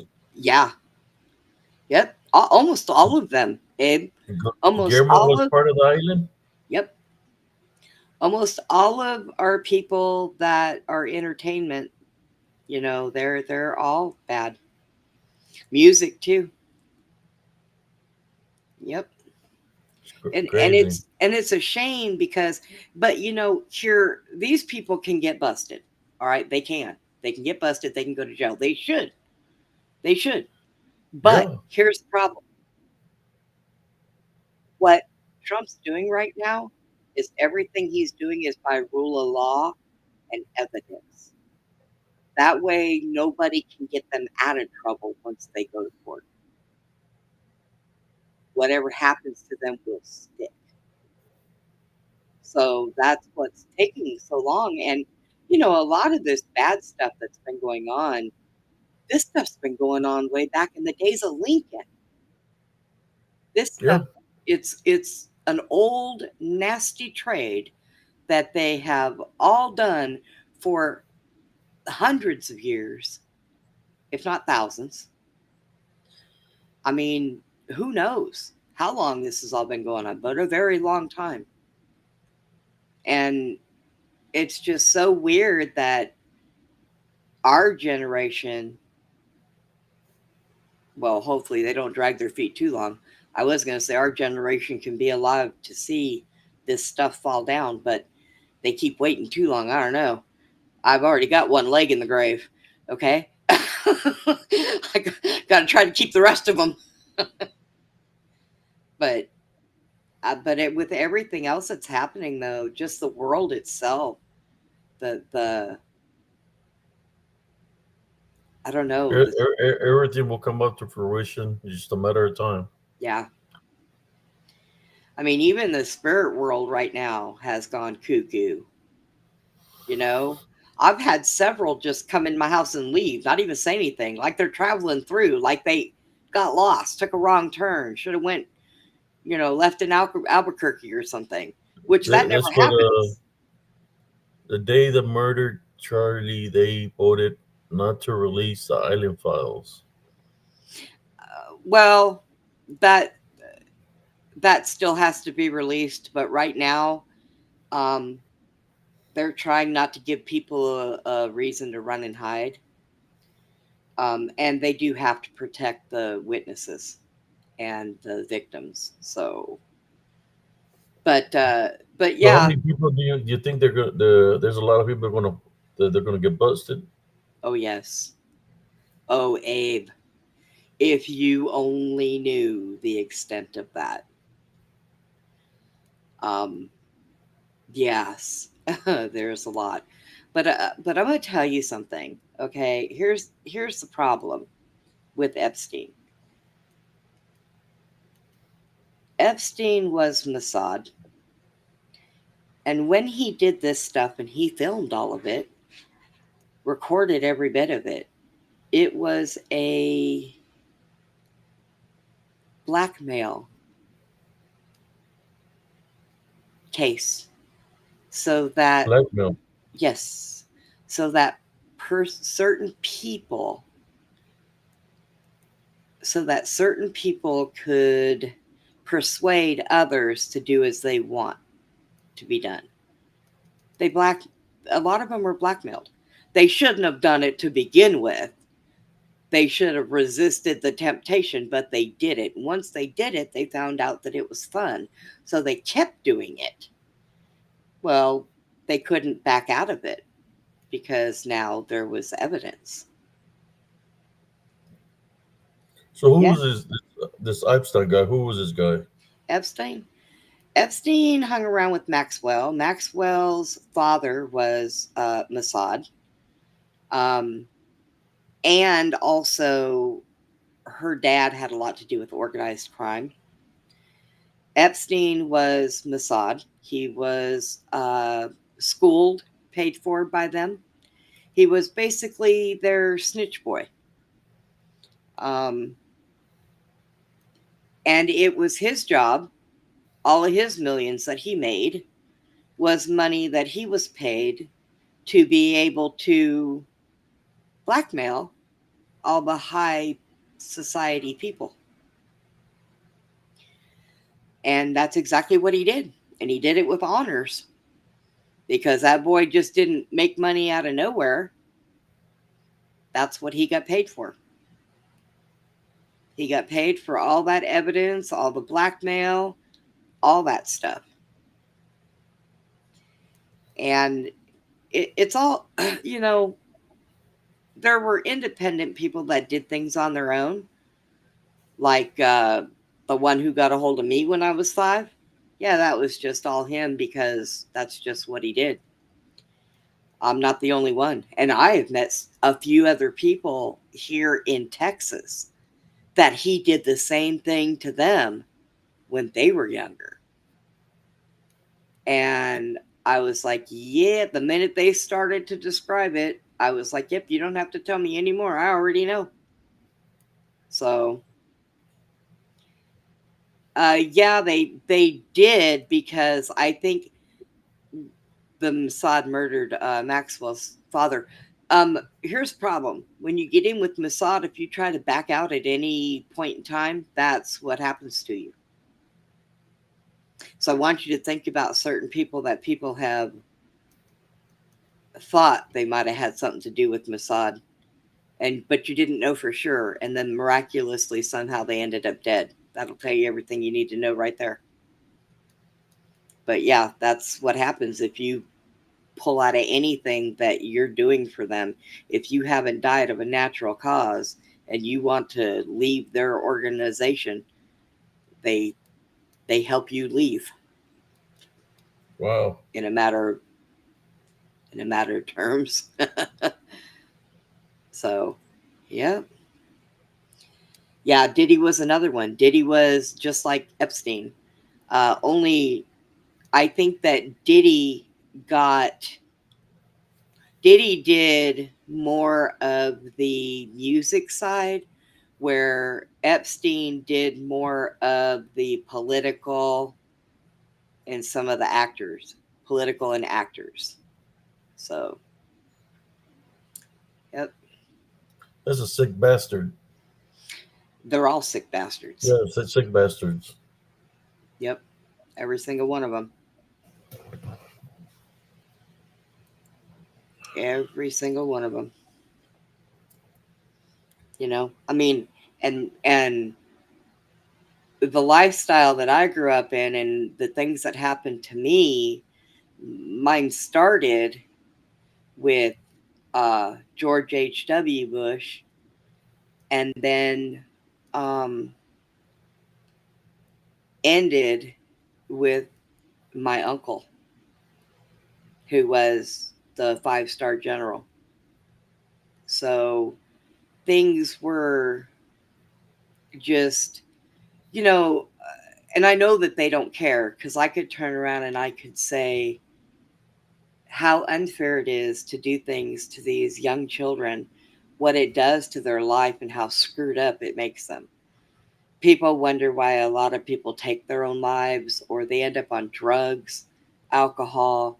A lot of them do it because, well, drugs is a mental escape from living with what you had to go through in your life when you were younger. You know, I could have easily went down that road, but I didn't. And I think that type of a lifestyle and being put through that stuff is not for the weak hearted or the weak minded at all. So, A lot of people been through that. Corey Haim, yep, Corey from the Hollywood people. yep. You say Charlie Chin. Charlie Chin did something to them also. A lot of Oh, Charlie. Oh, yeah. the That's a list is big. dirty. That's a dirty man right there. Yep. I mean, it is. It's not. It's not a magnificent life to live in. The things that you go through is not. It's not.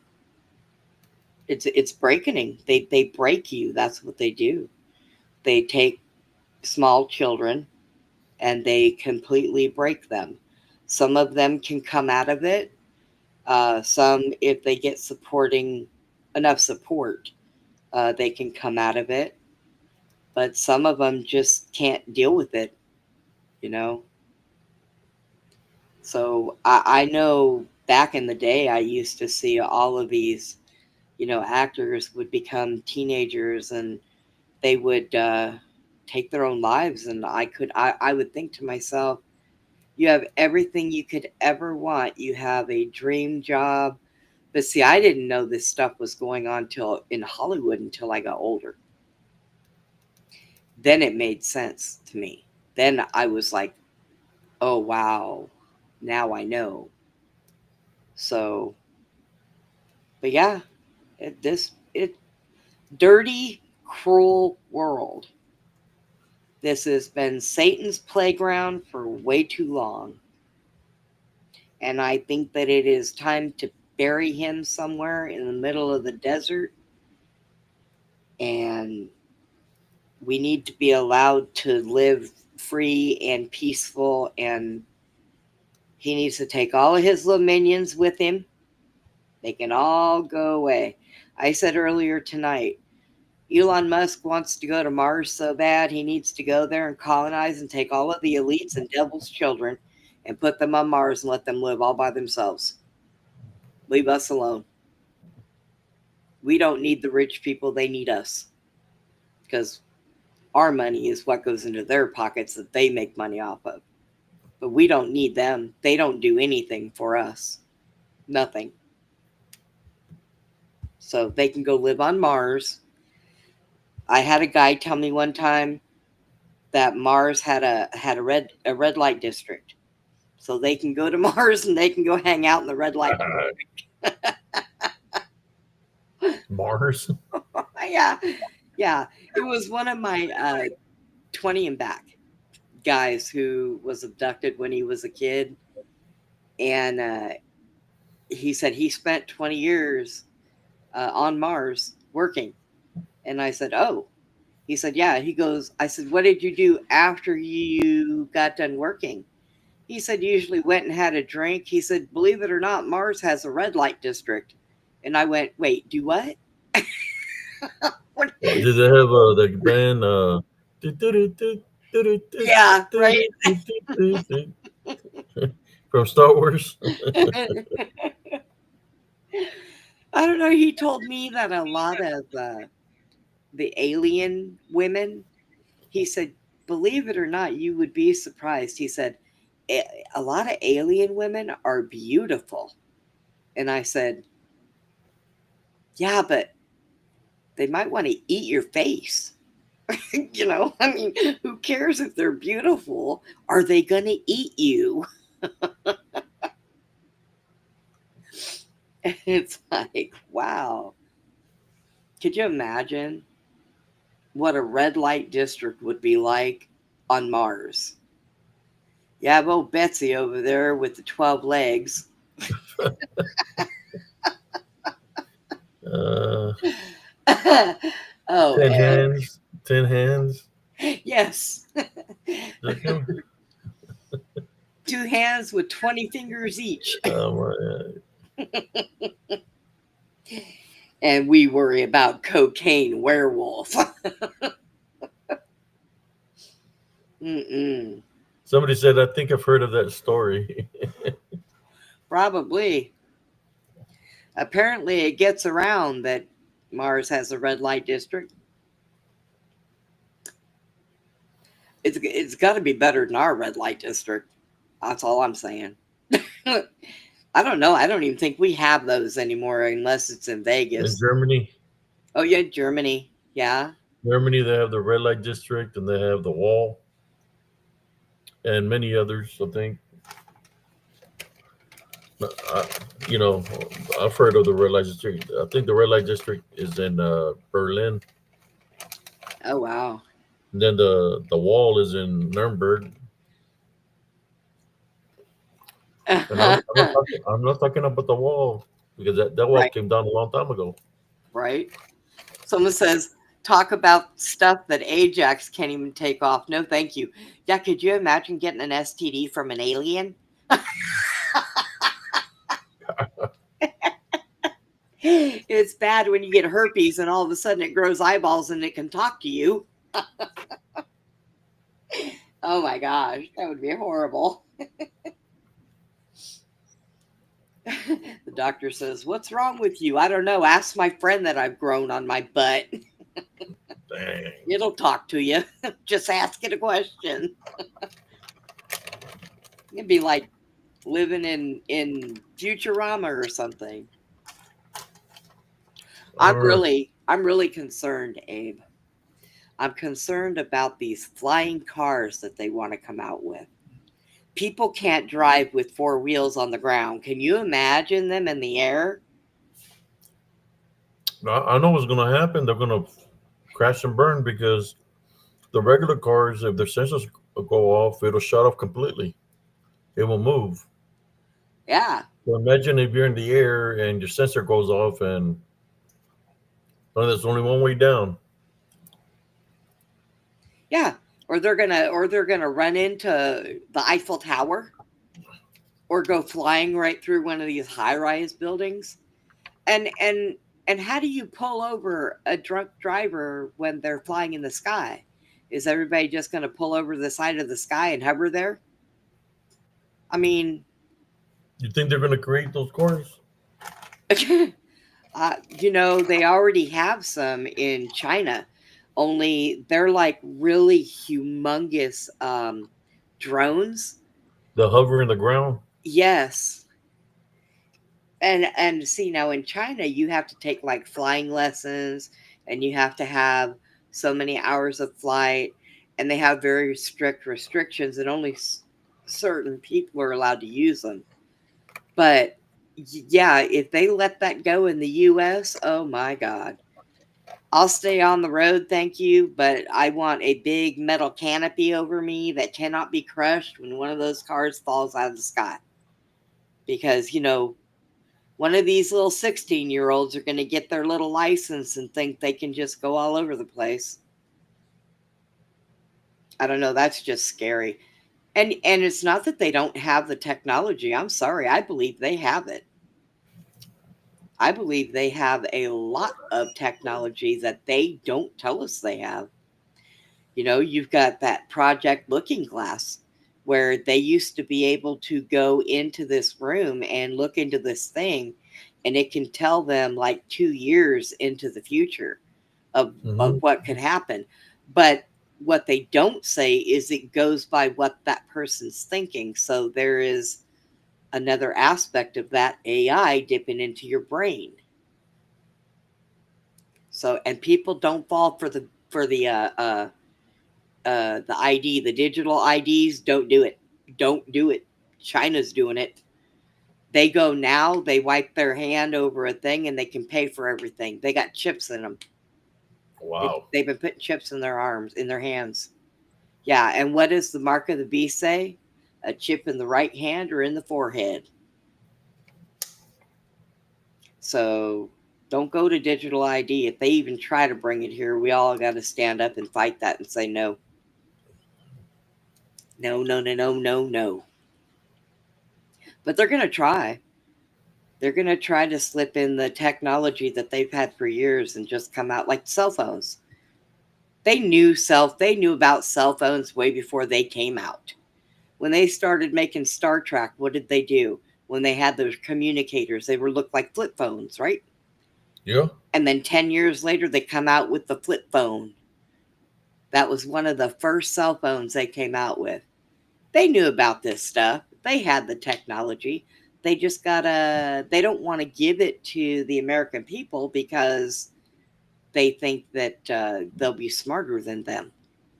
So they use it up as long as they want it, and then they give us the leftovers and say, "Oh, look what we just created." Bunch of liars. Every time they come up with something new, "Ooh, look what we created." Yep, bunch of liars. It's like with the lead paint. I went and actually did research on that because I'm sorry, I grew up with lead paint, never made me sick. My daughter grew up with lead paint, never did, and she used to eat it, never did anything to her. Wow. And I thought to myself, why do they say it's so dangerous? So I started looking into it, and I found out that When they paint your walls inside and outside of your house with lead paint, it would cut down on the microwaves from outside, and it basically would protect you. So what they do, they said that it would cause problems in children and make people sick. You can get cancer from lead paint.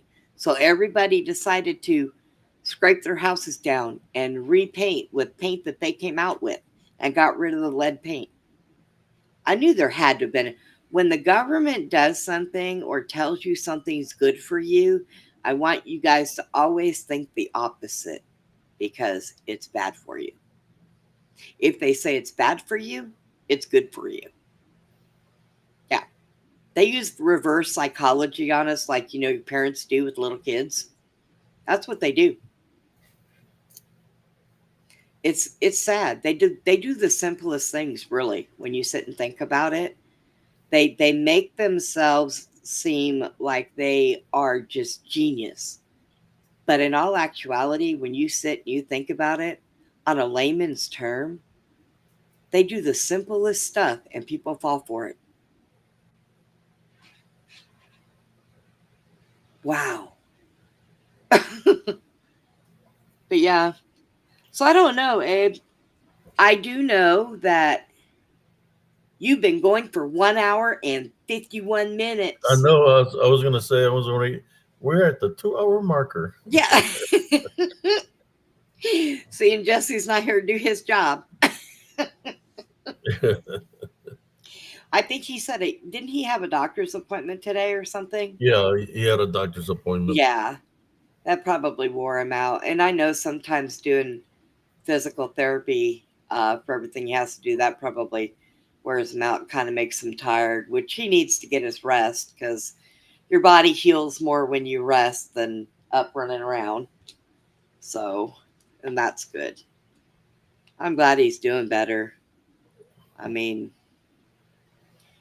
he he's bouncing back pretty quick though too. So Yeah, I'm glad. I'm glad. Oh my goodness. What a night. What a day. I just couldn't get into the show early. Like I said, I'm still feeling under the weather and I'm still, yeah. my allergies are still getting to me quite a bit. Yeah, I I got need this shirt on here tonight. which one? Oh, your werewolf. Yeah, it's a new one that I got. Let's see, I can see it better. There Mm. it is. Oh yeah. It looks like a werewolf, but then at the same time, kind of look like a dog, like a Yeah. giant rat. Yeah, I don't like know. a giant rat. It's got red eyes, so Yeah, I definitely. can light up this so y'all can see it better. There we go. Yeah, look at that.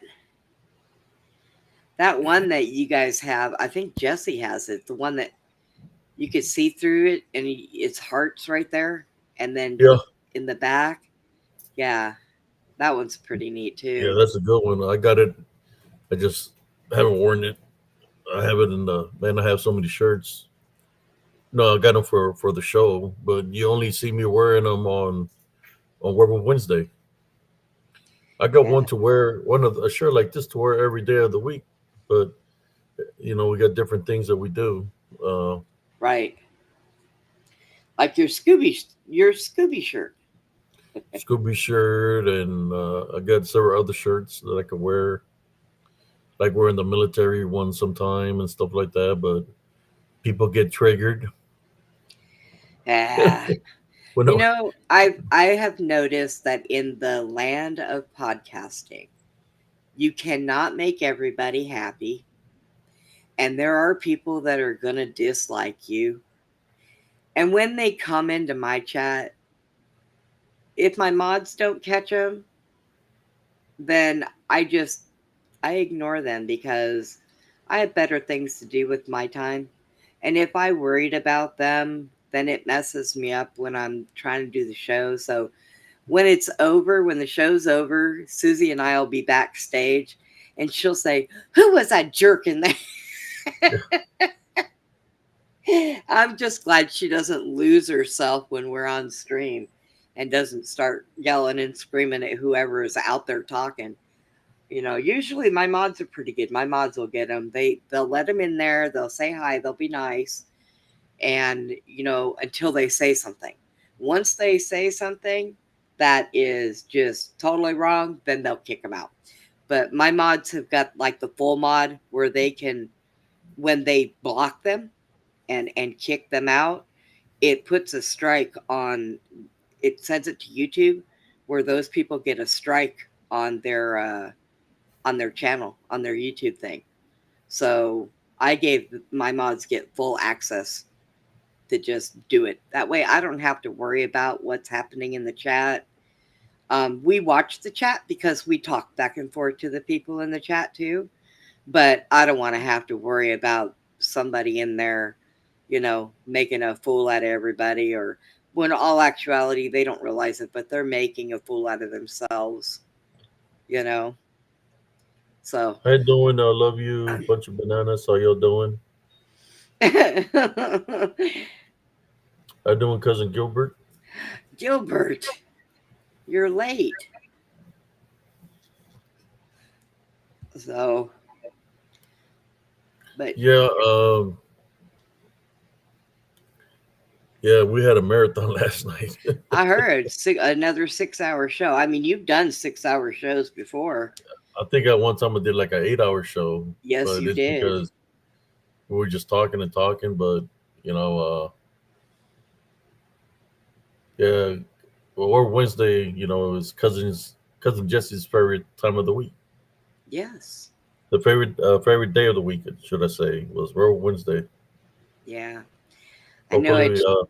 he get once he gets better, he'll be able to come back and start doing the shows and stuff. But I told him to take his time and Yeah. heal and get stronger. Well, I don't think Jesse's going to be able to pull off 6 hour shows, though. Yeah, But, but he will get better and come back and continue what he was doing before. And, um, like I told him last time, I said, we sure do miss you. I said, and I know Abe misses you. He's got to put up with all the rest of us clowns coming in to fill in for you. You need to hurry up and get ready, get better. but I'm just trying to do, follow what I'm spiritually guided to do, Yeah. and of course, you're gonna have the people that really like the show and tune into the show, and then you got some people that I think it happens to every podcaster or everybody that does a show. Then you got Yes. some people that are infiltrating. I know I got some that dislike me because I'm associated with Paranormal Roundtable with Brother Just Turner, Sister Nellie Turner. So they hate me because I'm their friend. So they're the type of people that attack their show, and then attack everybody affiliated with them. Right. That they want to say that everybody's a bad person, but that's And not the and case. I'll tell you what, I keep waiting for somebody that comes over here and does something to find my show and do it, because they don't want to do that. See, I know some people who their main thing that they do with these shows is they go through and they find the ones that are spewing bullshit, and they will go after those people. I mean, dig deep, and they will find anything and everything that they possibly can on them.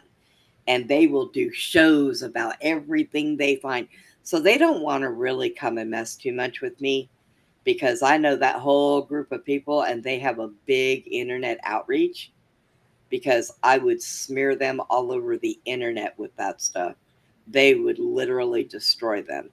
So they don't want to do that with me, but I keep waiting. I every now and then I have to take my show's email down, because I was getting, for a long time there, I was getting emails, nasty emails from different places.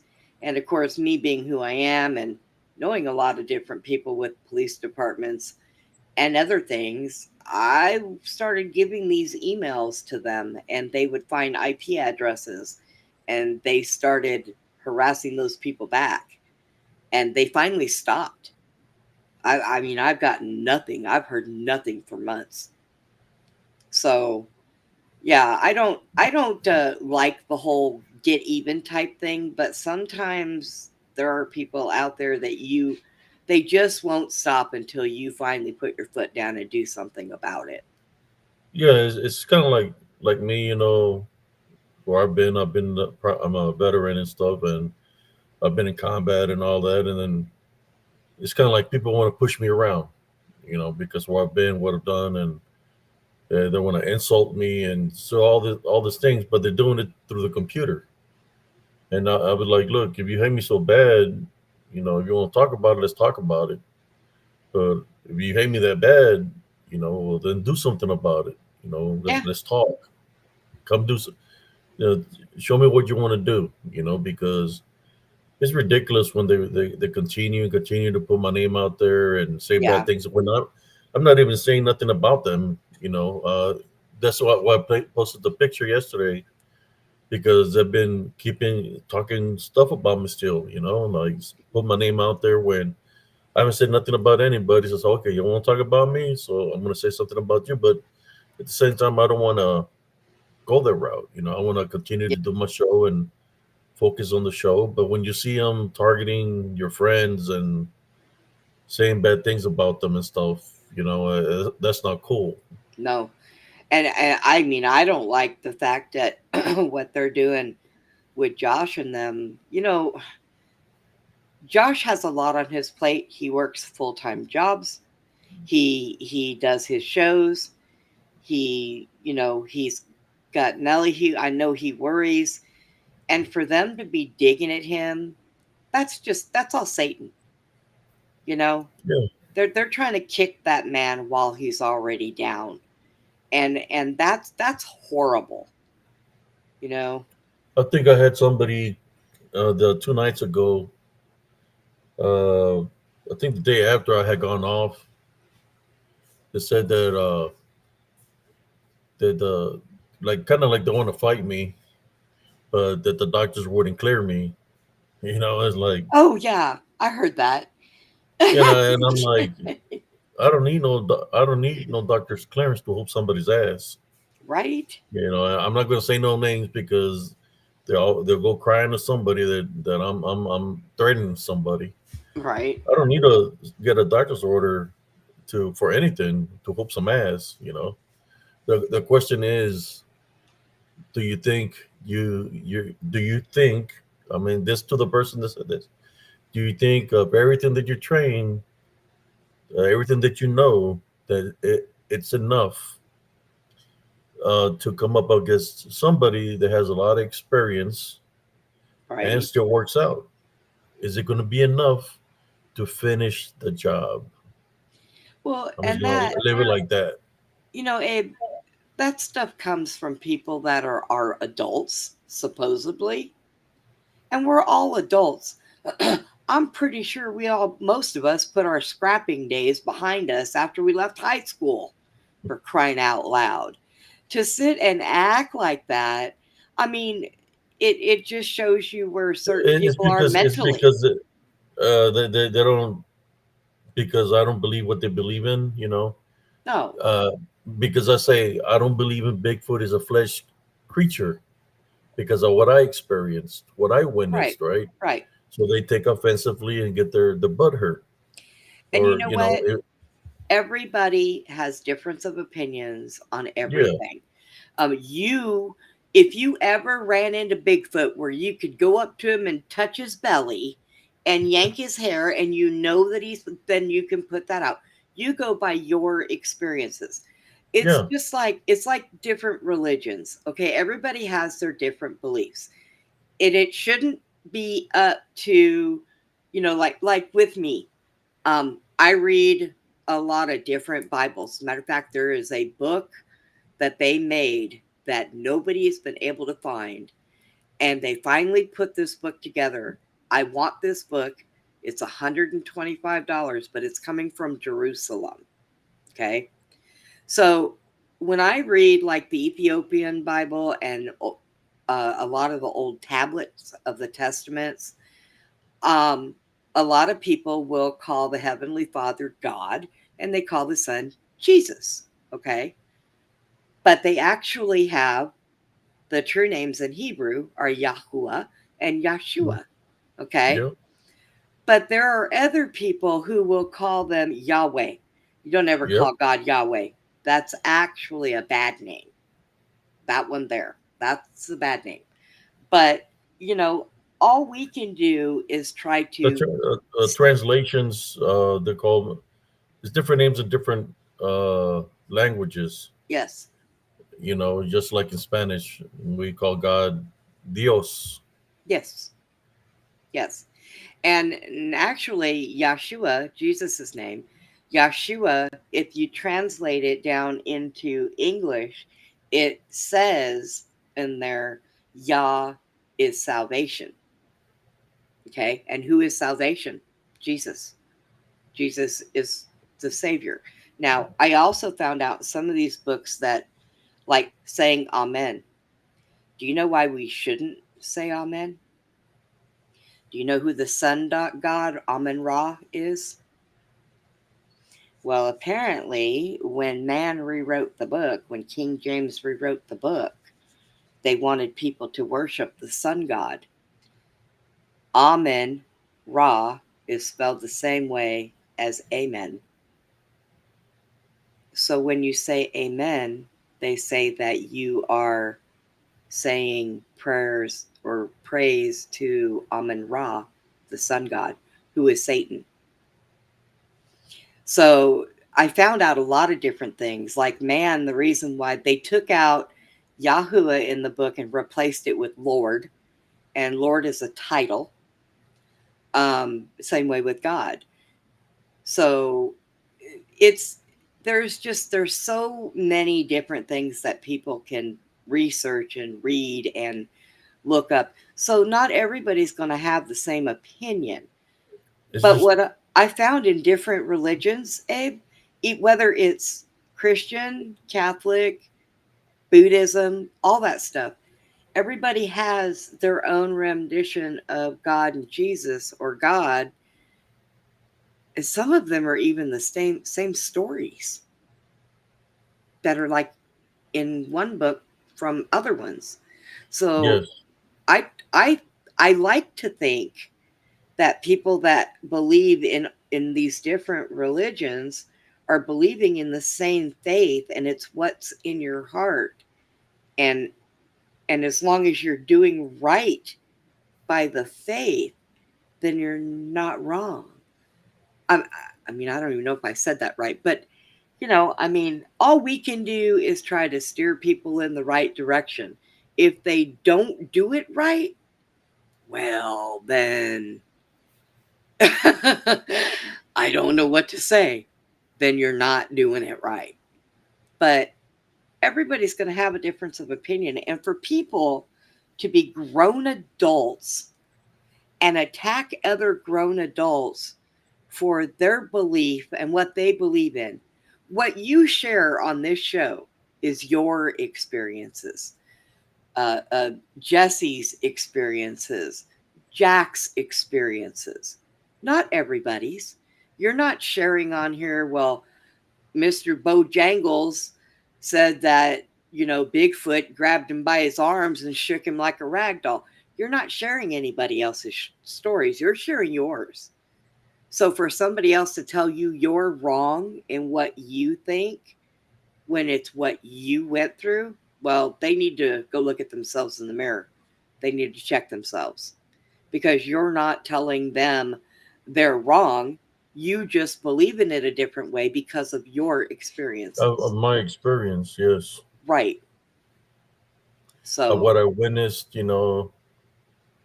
like when I witnessed the shadow figures going into the trees, going into the homes, through the walls.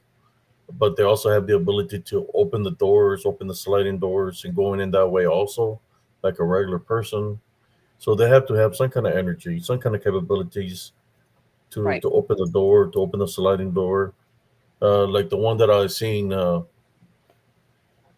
picking through my doorway, through the crack. I seen an eye looked like an eye, and I thought it was my niece or my nephew. And I opened the door, seen it going around uh, the cabinets.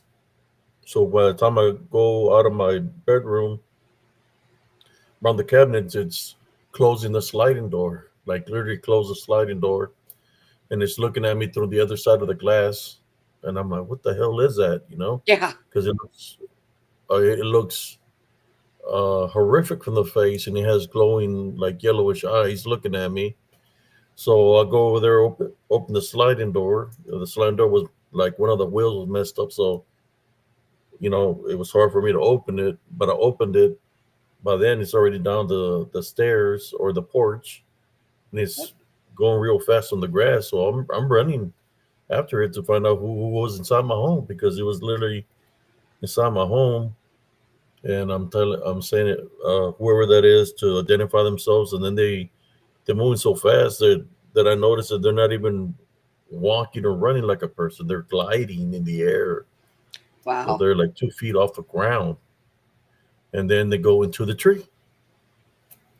I mean, literally a dark shadow spirit going into a tree, like literally jumps and goes into the tree. So I said, okay, I see, identify yourself. I know you're there by the tree. So as I'm getting close to the tree and I start praying to your father, because I know it's not a person. If a person try to jump into the tree, they're gonna get knocked out by the tree. Yep. They're not gonna go That's into the true. tree. They're gonna get knocked the F out. A person or an animal, right? Something that's in the flesh is gonna get knocked out. So as I get there and I say it again, identify yourself, then he jumps out of the tree, glides in the air, and goes into the other tree. And I have a little thing of holy water put on the tree that he had gone in. I put crosses around it. Yep. So I went to the other tree and I said, identify yourself. Who are you? Identify yourself. And I command you to identify yourself in the name of Jesus Christ. Then it comes out of the tree and it starts circling the tree going up. You can see like a black mist, smoke or whatever, and it starts flying up towards another tree. And as it's flying, I say, identify yourself. And then he just starts laughing, like real loud. But then he just goes over that tree towards the trees that are by the creek, but it's gliding in the air. So I know a person, is not going to do something like that. Yep. Um, so when you have things like that happen to you, and it's not a one-time thing, this is like a daily thing. Things like this will happen all the time where I live. When it's a daily thing, is something that you remember, you're never going to forget, and it's like a same procedure. So okay, let me run them off, whatever they are. Hey, welcome here, leave my house. So I'll go into prayer, got my holy water, blessing. When people are not there for that, for that kind of stuff, that they don't understand Right. your story, right? Yeah. Well, they'll say, well, I would have got in my 357 and just shot right at it. I would have got in my AK-47 and Then you would let be it have it. wasting bullets because you cannot shoot something that is a spirit, that is demonically in Exactly, spirit. You can't. You exactly. can't hit it. You can't throw anything at it. The only thing you can use against it is your faith and your tongue. That's what I'm trying to say. There's nothing any kind of weapon that you have man-made that's Right. going to be able to destroy them. There was this guy that had warned me already. I just didn't believe him because he was always smoking weed.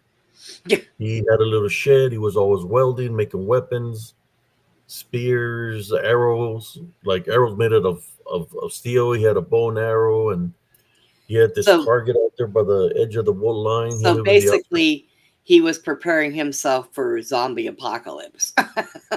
Yeah, for because he said that they would come to his house at nighttime. Uh, he had a target out there by the edge of the wood line. He lived near the embark. Yeah. He was the last house, the last mobile home house along that road by the embark. He lived there in the edge near that wood line. he said every night he would see me, don't go out there, man. There's something out there. He's like, what do you mean there's something out there? And he told me there's werewolves out there. I said, what are you talking about, coyotes? I said, no, there's werewolves out there. So they come and stand right here by the edge of the wood line. I try to hit them. You see the target? So that's where they stand. I shoot a bow and arrow at them, and the arrows not doing nothing to them because they're not in the flesh. Right. So yeah, so he had weapons all over. He took me inside his home. He had crosses on every window, every passageway. He had freaking weapons in every room. He had weapons everywhere, all throughout his house. And he said that they will come at nighttime trying to break into his house because they come banging on the walls and get on top of the roof. And he had the weapons just in case they went into the house that he was going to shoot them. But then he got tired of that, I guess, and he moved. Yeah. But he showed me the marks on the house where there was scratches and stuff like that. There was holes in the walls where something was pounding on the walls. Yeah, but that doesn't mean that his guns were going to do any good or knives or whatever, because they can still do that from spirit form. And, you Yeah. know, there are spirits, okay? Like the attachment that my doll used to have that used to just come and go out of my house as she pleased. Um, they can move things, they can pick things up, which means they can also scratch your house. But I couldn't shoot at her for picking something up and moving it, because I would be wasting ammo. And I don't know if people have bought ammo lately, but it's kind of costly.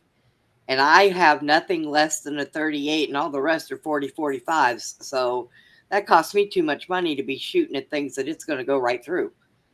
So, Uh, Brother Sparky, what I'm talking about is people that don't have faith or believe in Jesus Christ, that they think that a weapon is power, right? There's people that do not have faith in Jesus Christ. right. What I'm talking about, that they think that the problem to anything is a weapon, and that they're going to Yeah. shoot at something and that they're going to kill it. You're not going to be able to kill something that's In a in spirit form. spirit form. Right. You could possibly try to bless the bullets, maybe, put some dip them in some holy water. Maybe something might happen, but Hmm. to this day, nothing like that has happened. The only way you can fight these things is through Jesus Christ. Yeah. That's Spiritually. all. That's all I'm saying. Yeah. So, and when I talk about that, when people try to say that the Bigfoot are real and that other cryptids are real, how come there's no bodies? You know, No bodies. I was watching this thing on TV about, different people's experiences with stuff. And this guy actually said it took him 20 years before he would tell anybody this story. And he had said that one day he was out fishing and something was throwing rocks at him. So they were pretty decent sized rocks. So he got up, and he said this thing followed him. He didn't know at the time what it was, but it was big and it was hairy. So he got his shotgun and he shot it, and it fell. He said, and when he was going to walk over there and go and see what it was, it dissipated into the ground, like disappeared. Everything just disappeared. And he said, I have no idea what it was, why it just disappeared into the ground, like the ground swallowed it up. Yeah, And I I mean, thought, well, if they're dimensional, maybe that's what happened.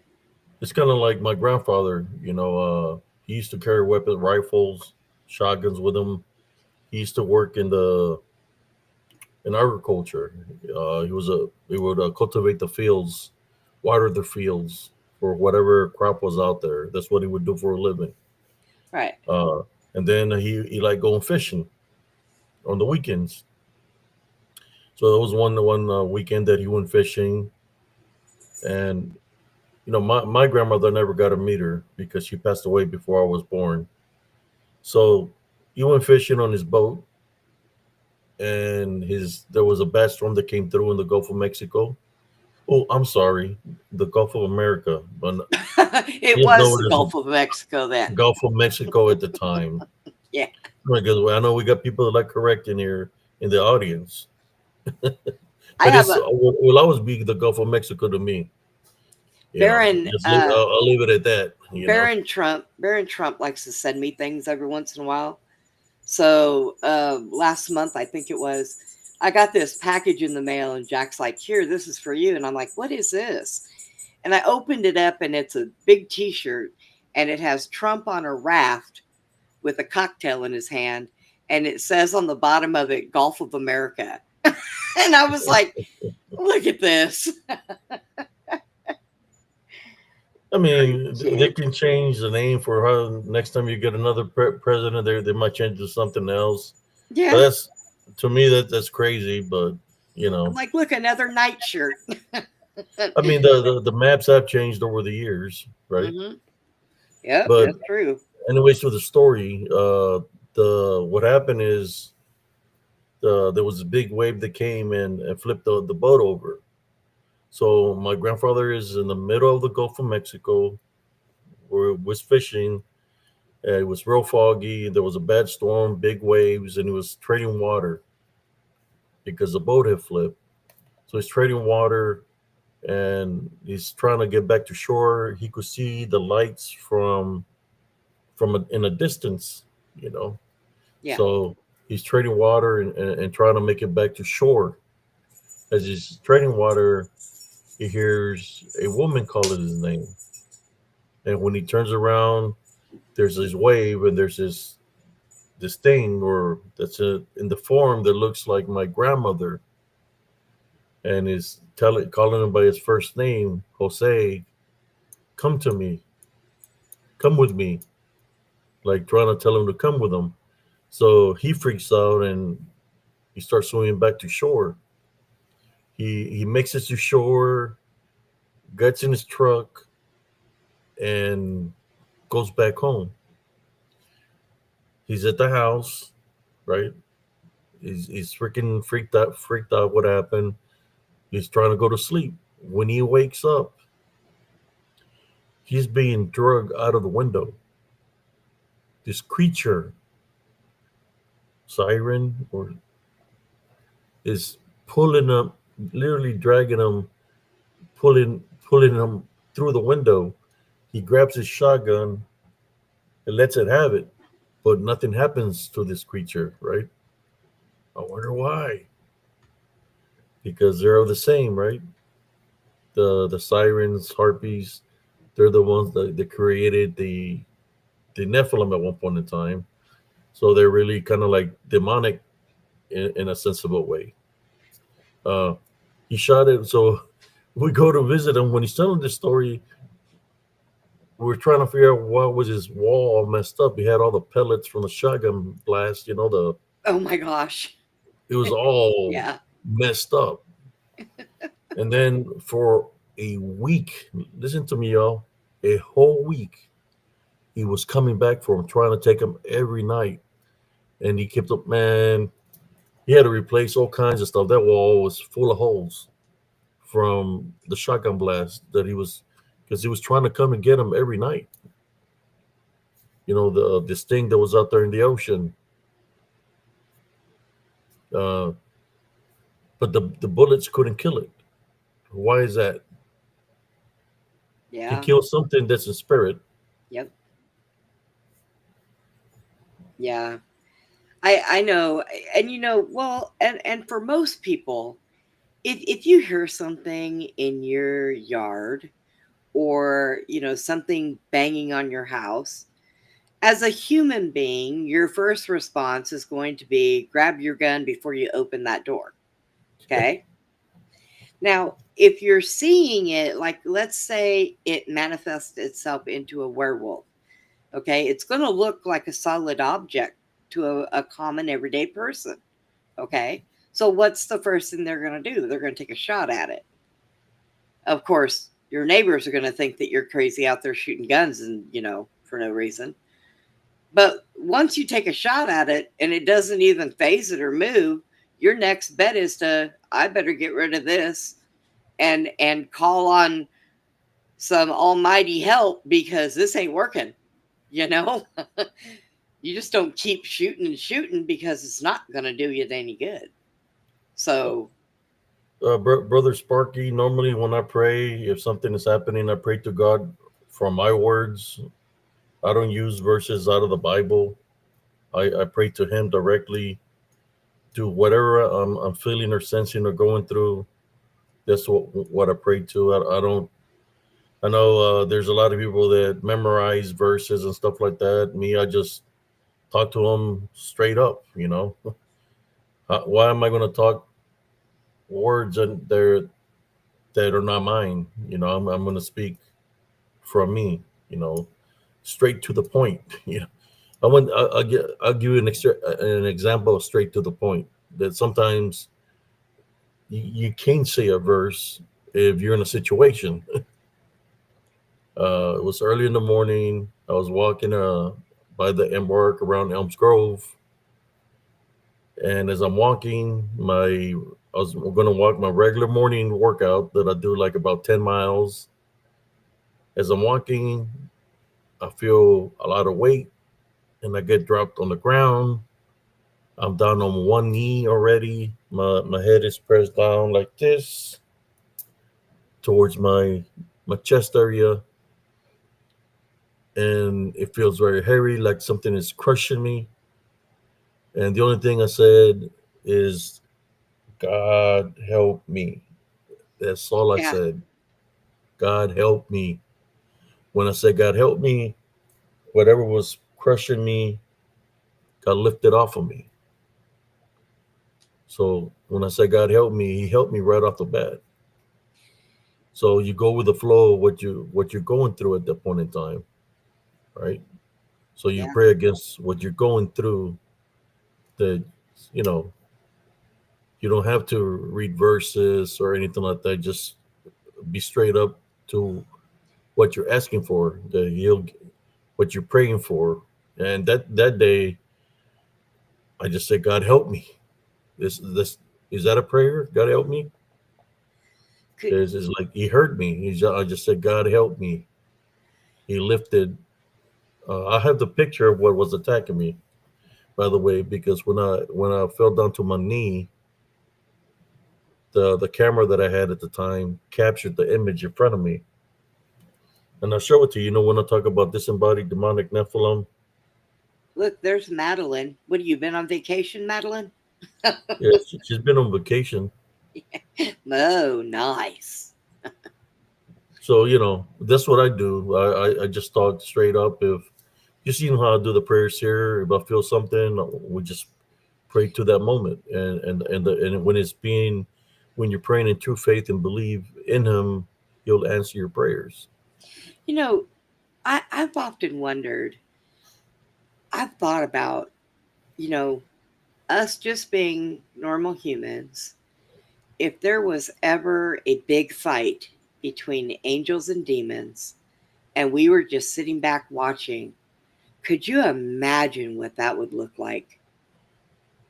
I mean, it would be brutal because I believe that they are much bigger than we are, all of them.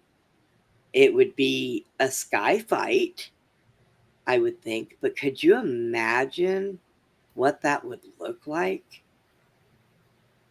I mean, I've thought about that. I've thought about, I'm really sure that the angels at some point have to have it out with I these think demons. that happens all the time, but We don't uh, see it. the, the angels are more powerful. The heavenly angels are more powerful than the fallen Yeah. because they're anointed and blessed by the Heavenly Father or by God. So yeah, they're more powerful. I noticed something like that, but I'll share that. Let me find this picture Okay. that I want to share with you all, about when I got dropped to my knee, and nobody is greater than anybody. We're all equal, and me, I'd rather be humble than somebody that I ain't. Right. And what I mean by humble is I know who my Lord and Savior is, which is the Right. Heavenly Father, God. So if I'm being, how should I say, I'm dealing with something that that is overwhelming at the moment. I call upon the Heavenly Father Himself to assist me spiritually, and he follows through. That's why I believe in Him 100% because He helped me. I think if I wouldn't have called upon Him, I wouldn't be here right now. I would have been gone back in when that happened to me. Thinking it was like around 2013 when that happened to me. Uh, I would have been gone then. But and he dispatches his heavenly angels to come and assist you to fight whatever you're going through.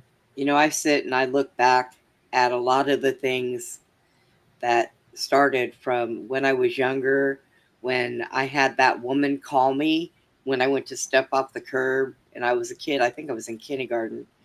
And I heard somebody call me just as I went to step off the curb, and the crosswalk lady was in the middle of the crosswalk telling me to come on, come on. But a lady called me, and I turned around, and she was beautiful. Long red hair, wearing this beautiful dress, and she waved at me when I turned around, and I waved back and smiled. And just then, a car came flying through the crosswalk. Had I stepped in that crosswalk, that car would have killed me because it was going 90 mile an hour. So I think about that, and then I think about from 2016 on, you know, between the things that happened to me going into that coma, losing my leg, having a stroke. I died 9 times in 24 hours, and I sit and I think I really am here for a reason, because even my doctor tells me as much stuff that has happened to you, you should have died 10 times over. And I'm like, well, maybe I got 9 lives like a cat. I don't know. But I'm still here for a reason. And I'll be here till that reason is done, you know? I'm gonna get this picture, see if I can find it, so I can share with y'all of the thing that dropped me. I mean, I guess it took the picture when I fell down to the ground.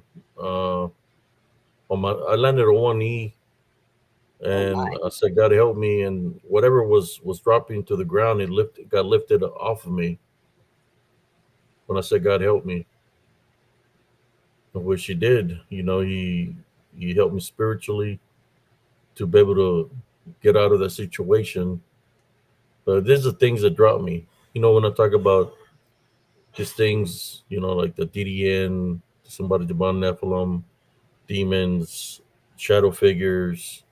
I think they all have something in common, that they're all from the same source. So here we go. Some people call them things that come from the dark void that's supposed to be in the sky, like a dark void in the sky. Uh, some people call them the djinn and many other.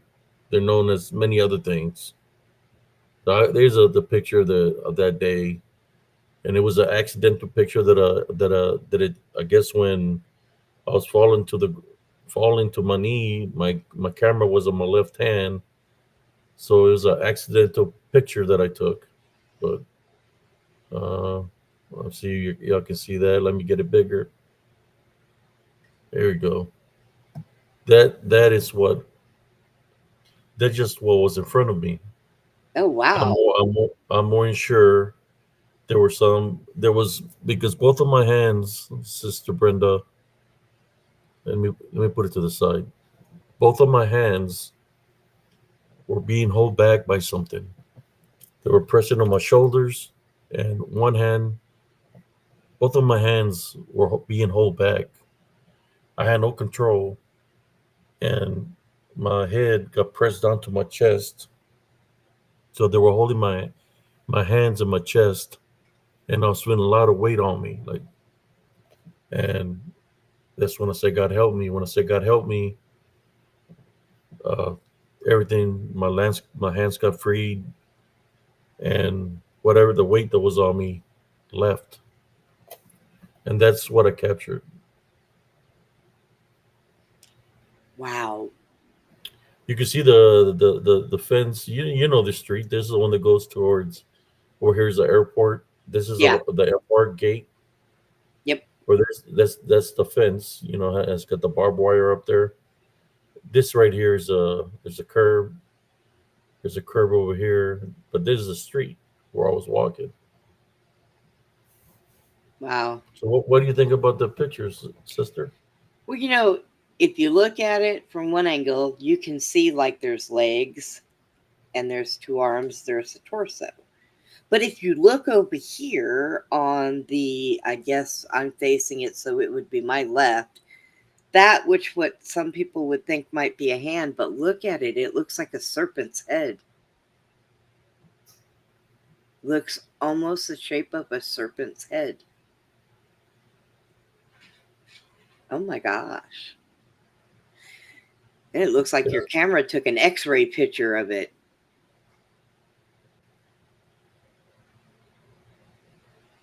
Now, has that ever happened to you since then?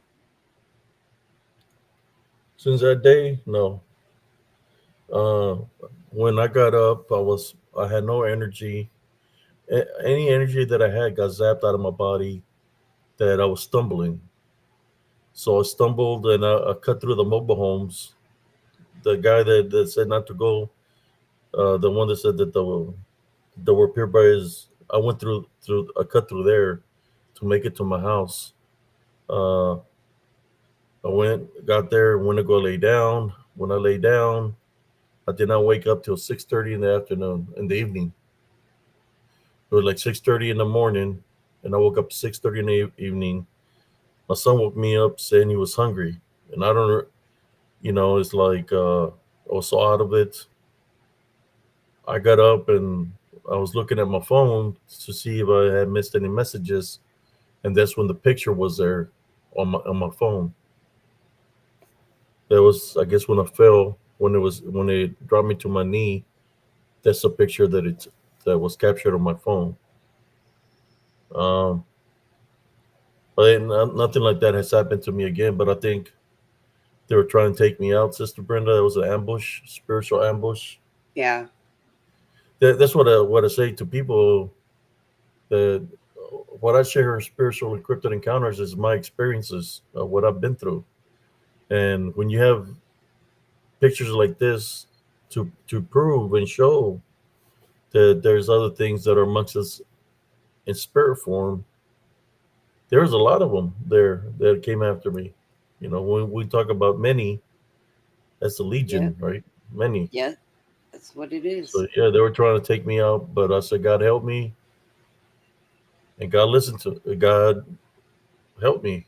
I said, God help me. Simple as that. Because he was coming out of true faith and believe in him. You Well, really I'll gotta tell have you what, faith and in belief. in a split moment, it's too bad that you didn't turn that and take the picture while your head was down. You might have been able to see everything that was on top of you, but I can understand you're probably trying to cut your air off with your head being bent like that. Man, Yeah, it was like they tried to. I don't know. I think because I had already been to this. This is what I think. That they could have been because I was already out of the military. I had already been to the Gulf like 2 times. but the way they hold up my hands and they press my head down. Yeah, The they're only thing, doing the only some thing I more. can think of is being in the foreign land. That's what they do when they behead somebody. Oh, yes, you're right. That is what they do over So, there. so I'm thinking that the spirits, they're they're like the jinn spirits that might have followed me Yeah. from over there because I gone to the desert twice. So when they hold my hands back and tilted my head downwards to my chest, that's what they were trying to do, trying to behead me.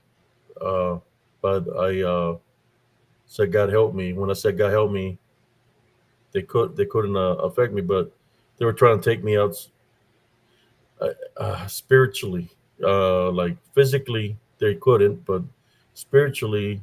So what I did is the following day I went to the hospital to see if maybe I could might have had a heart attack or stroke. You know, I was only like wasn't that old, so but they couldn't find nothing, no heart attack, no stroke, or nothing like that. Hmm. But yeah, that's what they do to the people in their country is behead them, Yes. grab They them from the like to do that arms, for some reason. and tilt their heads downwards, and they hit them with that sword and behead them. I hear that they do that to make sure that you can't come back. I told you I used to date that Arab, and he told me that old beliefs out there, when people used to pass away or somebody would get killed, they would bury them, but they felt that they would come back. Like maybe they seen their spirits and it freaked them out. So as generations went on, that was part of the practice that they used to do. They used to just behead them, and they would bury their head in a different place than they would bury their body. Oh man, so yeah, this I can make it a little. I had another one where I put like a little bit more darker, but you could see the forms of what's in front of me. Yeah, And until this day, until this day, I have problems with my your head neck and your and my shoulders. shoulders. Yeah, Yeah. these Oh, things are tall. They were coming from the sky. You know, they ambushed me. That was just in front of me. I know there were some behind me. yeah. How many there were, I don't know. I guess they were trying to put me to trial for when I fought the front lines or something. I don't know, but I said God help me, and He did. That's what I said. You know, when people get go into prayer and they get verses out of the Bible to make it seem like they're godly, to make it seem like they're godly, just because somebody reads a verse in the Bible, you got to have faith in order for any prayer to be effective. Right. If you don't have the faith or relationship with Him, He's not going to answer your what you're asking because you're not acknowledging Him. So there's a lot of people. You heard it when people say, "Well, I pray all the time, but Yeah. my prayers are never answered. So I don't think there's a God." Well, But see, are, and but, there's but, but, but are you praying with true faith and true belief? right. And then there's also one thing that people just don't get. So a lot of people, and I've run into this before, a lot of people think that when you pray that God should answer your prayer right then and there. And sometimes he may, but God does things on his time. That's his test of us. Okay? You pray, it'll happen. Now, it may not happen in a way that you think it did, but then later you'll think, oh, wait. But people just, they think that, I mean, look, this is the Almighty. He is not going to move when you snap your fingers, people. Okay? That's not the way that works. But there are people who think that for real. I had somebody say, I'm going to go home and pray that I could go buy this car tomorrow. Okay. So they went and they prayed and called me up later and was so mad because he couldn't get the car. I prayed for it. I said, well, maybe God will give you another car another time. Maybe that was just not the one for you.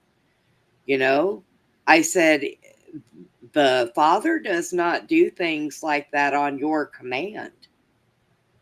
He does it when he's ready for it, or he does it when he thinks you're ready for it. All the times that I've been in a situation like that I call upon him or prayed for him, he's assisted me. Uh, I could I can say another one that I went through. You know, when you were talking about angels fighting, Yeah, angels and demons fighting. yeah. Well, imagine this: I'm in that same road right there, uh, because it goes um, before I turn going that ways. I'm walking on the long ways before I hit the curb. So as I'm walking, I sense something, and when I look to behind me, where I've already walked, there's this big old red giant orb light thing, but it's massive. It's got to be like 13, 14 feet tall, and it's coming down the street towards me. Then when I look, I see another one coming from the wool line. So I'm stuck in the middle of the road, and they're coming one from each section, and they're closing up on me. They're huge. So Wow. I prayed. I said, Heavenly Father, please help me. Send your heavenly angels to protect me. When I prayed that, and through faith and belief, right? When I prayed that prayer, from the sky, two big light blue orbs, as big as that or bigger, came down from the sky, and one went one way, the other one went the other, and collided with them. When Oh, they wow. collided with them, the red orbs just exploded in little pieces. Then those light blue, they were huge. They went back up into the sky. When they went back up to the sky, they disappeared.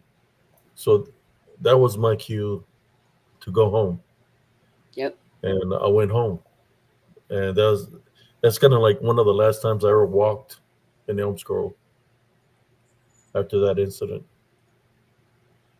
Yeah. But yeah, I've seen the I've seen the heavenly light blues, the light blue or orbs or that are huge. That's the heavenly angels. The red ones, those are the demons. Yeah. See, now it, it, it really amazes me that I have seen spirits all my life, but I have never seen anything like that. And I mean, I would think that that would just be so amazing to just I witnessed it, witness Sister that. Brenda. That's why Yeah. when you witness something like that and you prayed and the Heavenly Father answered immediately Yeah. because you're in danger, that's why I place Him first and I talk about having a relationship with Him because I know what He can do. Yeah. Just like it did for me, He can do for you. Yep. Like He told me a long time ago when I was in the military because He spoke to me. He said, tell your brothers, and He didn't talk to me in a regular voice because He talked to me in a voice that was created of Mother Nature itself, like a strong hurricane, earthquake, the ocean, lightning, like in that manner. Right. He told me, tell your brothers and sisters. He wanted to send a message. Tell your brothers and sisters, how do they expect me to help them if they don't open their doors and windows for me? How do Yeah. they expect me to heal them and bless them if they don't let me in? And that's true. Yep. I know of of what he can do because I witnessed it. That's Yeah. why. I don't talk bad about the Heavenly Father, the heavenly angels, Jesus Christ, or anything like that because He's been there for me in a way that He's helped me. Right. You know, Yeah. I think that, I mean, I had a lot of that um, when I went through a bunch of things, and people would be like, God, you're so strong. You're so, and I looked one day at my buddy. I was in the hospital. He's sitting there talking to me. He's like, I have never met anybody like you before. I know grown men that have gone through the things you've gone through, and they just can't bounce back from it. He said, I don't know what you're doing right, but you're strong. I said to him, I didn't do this. This wasn't me. God did this. Because if I didn't have that on my side, I don't think I would have been able to do it either. Not by myself. So, I've been spiritually tested all my life. I've been through the spiritual battles. I have spiritual scars on my face. I know maybe those that seen the scars I got from when I fought the harpies or lechusas when they tried to take me through the window when I was a kid. yeah. I got scars to prove. Uh, I even got scars on my face Yep. for when they tried to take me out the window. Uh, my brother said I got scratches on my back. I don't know. Can't look behind my back. I have all the stories that I'm sharing with you are real stories. Right. It just I just want the people to understand from the spiritual, paranormal, cryptid, those that believe in other things like aliens, that I'm not your enemy. I'm just here sharing my testimony in my group of what I think they are, that all the arrows point to what they are, of what I've seen, what I've witnessed, what I've experienced, Right. how they flee when you call upon God, or you call out, you do the deliverance prayer, the Our Father, or they flee when you type on the rebuke in Jesus Christ's name. I try to share that with the people here, so if they're one up in a situation, they know what to do instead of because normally what happens is okay, like I'm talking to you normal right now. Mm-hmm. When you get demonically attacked, brothers and sisters, they're gonna suck the air out of you. They're Yep. going to try to keep you confused that you're not going to be able to think for yourself because that right there is like a possession that all these thoughts are going to be coming to your head and bad things like killing and because that's what they're about. Your spirit is going to sense all this negativity. They try to engulf you with this negative because they want to take over your vessel, Yep. your body. So imagine being attacked like that, but still finding a way to call upon the Heavenly Father to assist you spiritually. That's why it's important to maintain a Heavenly Love Foundation, like I speak of. And that's one of the things that I'm saying that bullets is not going to do nothing to these things. The Right. only way is through the Heavenly Father, Jesus Christ. He's the only way to overcome them. Yep. So I'm just sharing the stories of what I've been through, you know. Yeah. And that's the only reason I say that when people say that they shot like these things because I've seen their manifestations, how they disappear when I talk about everybody in Jesus Christ's name. When they say that they shot them and killed them, but they have no pictures that they killed them or any kind of proof that they killed them, that to me that those individuals, well, maybe they might have seen something. Okay, they might have seen something, a manifestation, and shot at it, but it didn't kill them because the manifestation, the scene was something in spirit. Yep. So anybody that's got is gonna you're trained to shoot the target. So if he gave it a direct shot to the head or towards the heart, they say I killed it. But if there's no body and it disappeared, what did you really kill? Yeah. or did you waste your bullet? And Um, I think that's where you get some of those people that they think that they kill something, but there's no body. So just by thinking that they kill something that might have looked real, that's the opening it uses to yep. attach itself to them. The power of belief. And Joel, Abe showed us that picture that you took of the witch, and oh my gosh, that was one of the Oh good yeah, one of the good pictures of a witch. You definitely, the minute he put it up, I like zoomed right in on it and said, "Oh, there she is. Look at let me see. there." Let me see if I can find it. It's from Joel. Yeah. He's from. Let me see if I can find the picture because I have a lot of pictures here. Yeah, and all this my spiritual encrypted encounters. My it was I started off a positive spiritualism on Facebook. That's what it was called, positive spiritualist. Uh, I got attacked because I was bringing the spiritual aspect of things, in which my account got permanently deleted. So I started from scratch. So a lot of the Bigfoot community attacked me. So I said, okay, uh, I'm just gonna call it uh, spiritual encrypted encounters, Right. and that's what I did.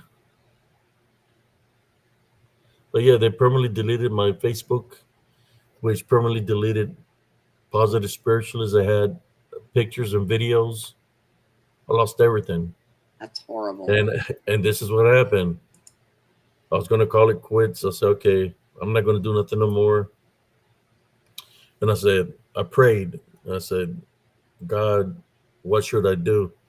And then I'm like, no, no, no, no. I already know what I gotta do. Start from scratch because you don't want me to give up. So I redid everything, and thank God that I got people that follow spiritual encrypted encounters and good Right. people that might have their own beliefs, but we're all in the same uh, path in life. We're trying to find the way to be able to ascend to make it Yes. into the kingdom of heaven, right? Yep. And there's been a lot of obstacles and path has been thrown in our way to lure us away from the path to be with Jesus Christ. It's happened to me. It's happened to many of us. But here we are, finding trying to do the right thing to uh, to to make it into the kingdom of heaven. That's what Yep. these things don't want us to do. It's probably where they had me like this, trying to take me out because they already knew that I was gonna be changing people's lives by doing this show. Right. They want to stop me from speaking what I have to speak. They want to stop Sister Brenda from speaking what she has to speak because They try what she's everything. going through, Run other me over people with a going through. car. I mean, Yeah, what she's going through, other people are going through, and they're listening to her. What I've gone through, some people might be going through. What Sparky has gone through, some people might be going through. So everybody's got a purpose here. yes. That's why I call it the chosen ones. Spiritual encrypted encounters, the chosen ones, because we're here for a reason, and And they, and it's about awakening our brothers and sisters. yep. And they particularly hate when we all come together. They hate that so much because each and every one of us individually have our own strengths, and when we put those together, we are mightier than their little evil tricks. and they don't like it. God, look at her. There she Let's make her is. big. Yes. There she is. This is from the UK, from Brother Joel. Look at her. I call her Scary Teresa. It's a bruja, but Yes. I think they're called something else where he comes from. Yeah, I think you went to go let the horses out. Yeah, But yeah, that was such a good picture. Look at that. yeah. I spotted her. He had sent me a video showing me his dog, and when he was moving the camera, I said, "Man, what the hell is that over there?" So, it was like a You're like, 10-second whoa. video, and I went back and said, "Well, there she is," because he's been investigating this area where he's been finding like somebody's been burning something over there by a tree. He's found offerings by a tree, and I told him that, and the dog looked scared that day. I said, "Man," Yeah, he must I have said, witches that are conjuring things in that area. "Yeah, but there she is right there." Yeah, you cannot miss that. Not for nothing. I even think that people that don't have eyes to see can see that. I mean, they have to.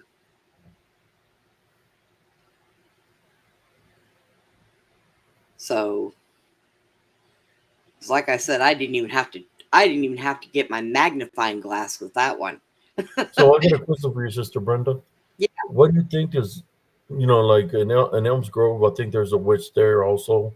What do you think that are there in the woods, because that's where they they do the practices? What do you I think they're in the woods? I think that they do. Yes. No, but A, huh? why are they in the woods like that? Because Because they that's need where nature. They their do need elements. nature. Yes, they need the elements. They need nature. Witches not only have to have a group, a few at least, but they have to have nature to be able to do their spells. Have you ever seen when people say, "Oh, I've got this great love spell. You use this herb and this herb and this." They take from the earth. Ever going, Brother Sparky? Oh, good night, Sparky. But yeah, they take from the earth. So being outside in the wooded area, you've got the ground, you have the trees, the leaves, The water. the water, the air, everything, which increases their ability. So, of course, they're going to be out there. That's where a lot of them like to spend their time. She looks freaked out, don't she? Yeah, she does. She's a strange one. Them UK witches look a little different than our witches here, but they all dress the same. Dark dresses, dark hats. Boy. I don't think she's trying to win a beauty pageant. I hope not, because if she is, yes, she has to put a big spell to do that, because she is pretty ugly. We got Andres says not to mention the minerals in the earth. Yep.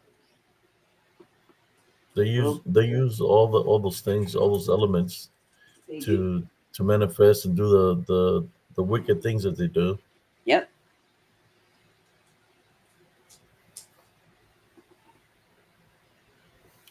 Well, Sister Brenda, we're at the 3 hour marker. Mm, we are, and I am gonna go so I can eat a All little right, something and get all my righty. pills to kick in faster. Well, thank you for joining me here tonight. I Thank you hope for having me everybody up. enjoyed the show. Would you like to say anything to the viewers? Um, You want to drop a link, sister, so like that they can. yeah, I did. I did one earlier. Oh, okay. Um, because Sparky wanted it. Um, but so what I'm going to say is I hope everybody had a good time. Um, and I hope y'all have a good rest of the night and tomorrow. And we will see you tomorrow night. Tomorrow night, you got open mic night, right? Open mic night, yes. Yeah. Oh man, those get a little bit crazy. Yeah. uh, They do, especially when you have a full panel, although it is kind of fun, yeah, when everybody's up there and everybody's talking. I don't know So, where Scott Baker was there earlier, or what? I don't know if I've seen him in the lobby, and I maybe didn't, it'll show up tomorrow. yeah, because I didn't really see Scott too much tonight. I know he jumped in my chat like when we were getting ready to get done.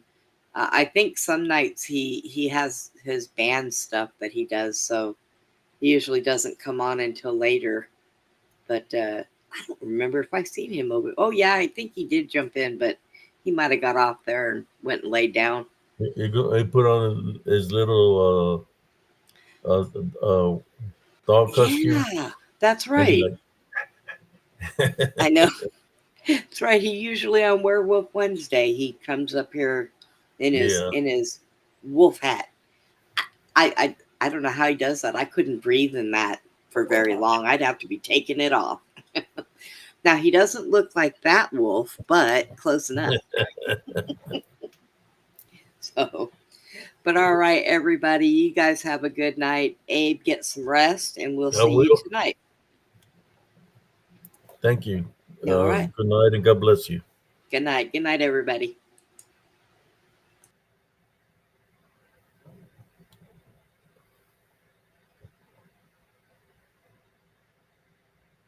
Well, there you go, folks. 3 hours. We got 37 viewers. Does anybody want to hear a story? I know it was World Wednesday. We went a little bit off a topic. Uh, I can tell you a quick story, a short story of the experience that I had. When the sun was setting in Elms Grove. I can share one more story if y'all like. If you want another story, give me a thumbs up and I'll share one more story and then call it a night.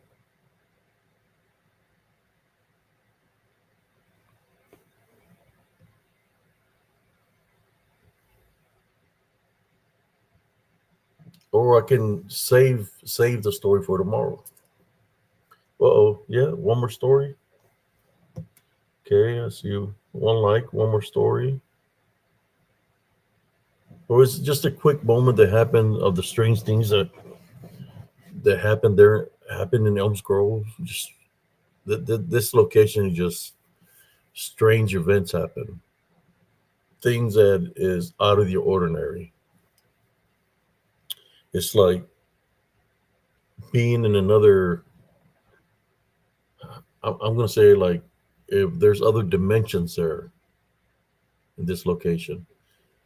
Um, is one day uh, the sun was gonna set, and I said, okay, I'm gonna try to cut through the path, go to the store, and come right through the path before the sunset. So I was moving pretty fast.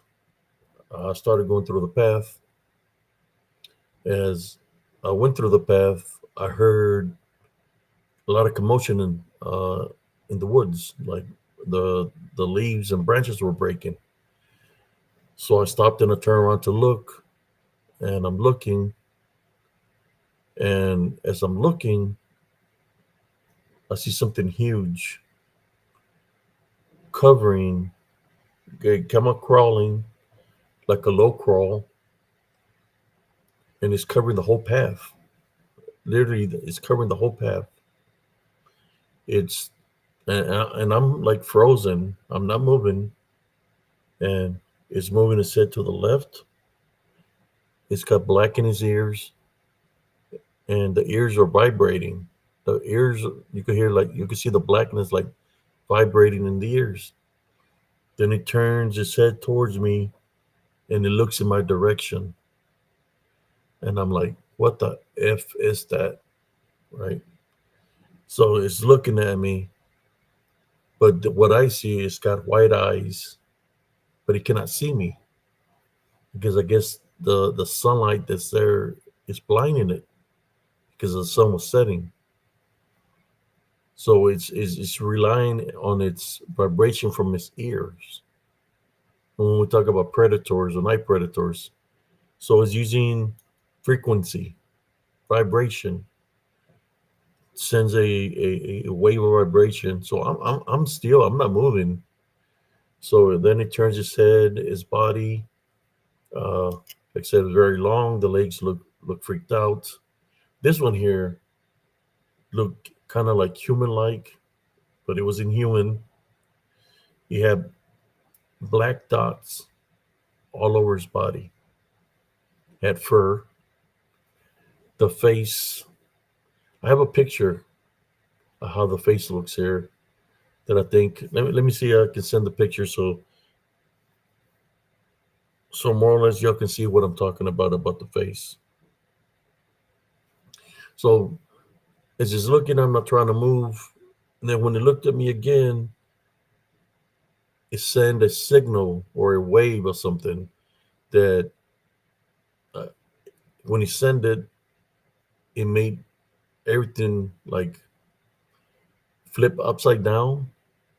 Like it sent like a something telepathic.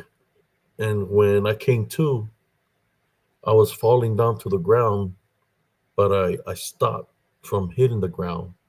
So I was like in a squat position. Luckily, when he sent that wave, he was looking the other way.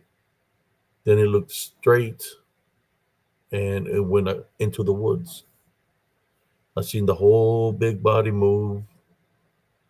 No, it was sending me images like it was going to try to come and attack me, or maybe it might have been me that was thinking that it was going to come and attack me. So I waited for about 5 minutes. Once I didn't hear no more movement, that's when I walked. But I walked very gently and got out of the woods. Went to the store, but I didn't go back through the woods. I went on the highway because I know that he uses his ears to sense. And in that area where it came out from, I would always there would be times that I could hear something running towards me, and I had my guards up, but nothing would come out of the woods. I'm thinking it was the creature right there. I think I'm gonna have a picture of it. Let me show the picture.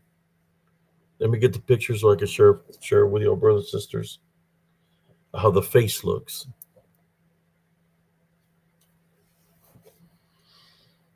Let me see if I can find it real quick.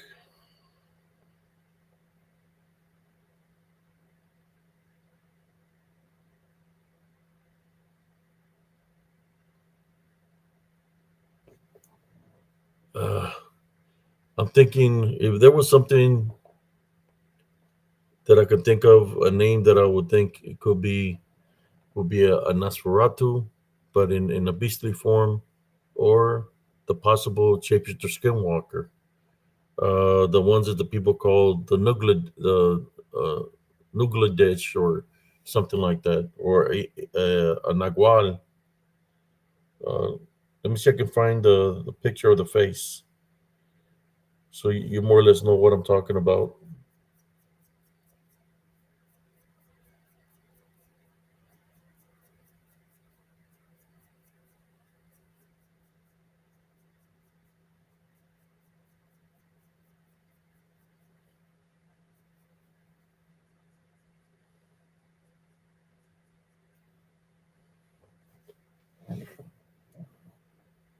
If anybody's got any questions, I'll tell you what, you know, it was huge, man. That had to be like 3 times bigger than me. You know, I was a single father. I said, man, if I had to fight this big creature here, it was massive. I said the only way I would be able to overcome it, even if I had a chance, would be targeting it around the neck area, put it on the chokehold or something. But I don't know. I don't think I would have stood a chance against it, man, because it was that big. It was massive. Uh, if I had to fight it, and I think I believe it went into the sewer system. Let me find the picture, brother and sisters. I know I had some pictures of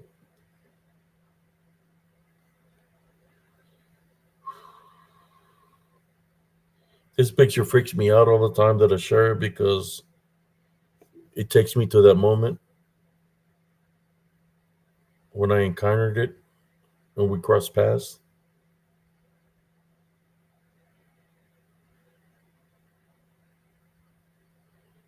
Let me see if I can find it real quick before we go. Let me see.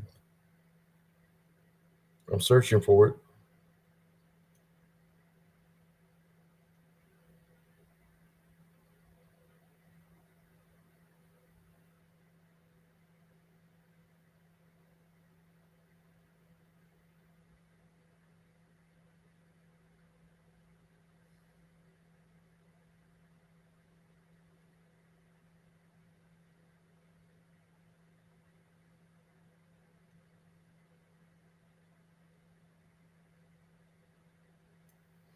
I found it. Let me send you this picture. Maybe y'all can see how it looks, and I'll see if I get another different picture of it. I think that's it right there.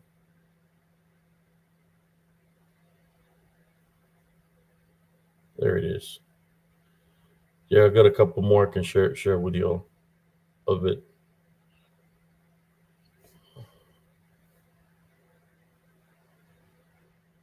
All right, here we go. Let me share it with y'all before everybody goes. Here's the picture of the how he looks from the face. Uh, Dang it. So I guess yeah, this one's here. I will have to make it bigger. Let me take a screenshot for that one,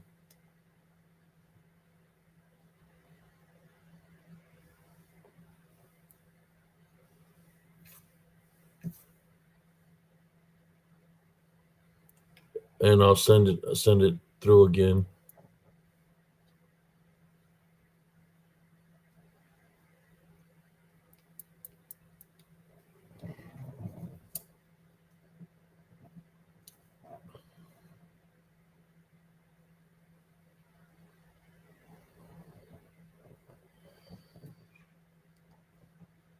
Come on.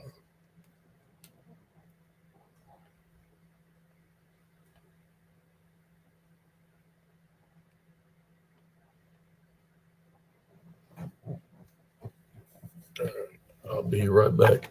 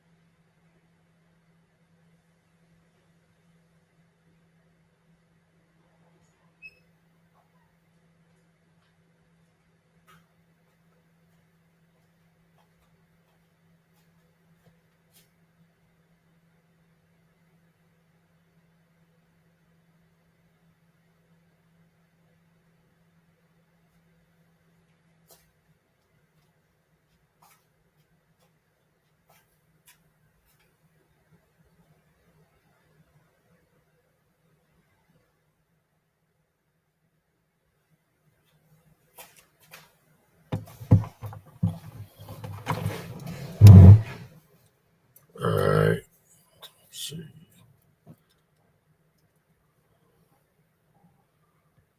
Uh, I just made it smaller, but okay. What the? I don't know what's going on here. It took me further down. I can share the photo. Maybe I'll share. Okay, let me see if I can do something here to fix this. I'm just gonna call it a night, brother and sisters. I don't know what happened. My screen is acting crazy.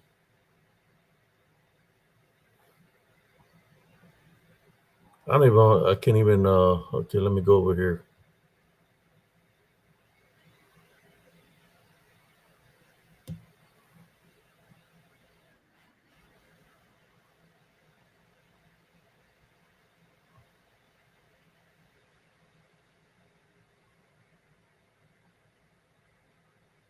Uh,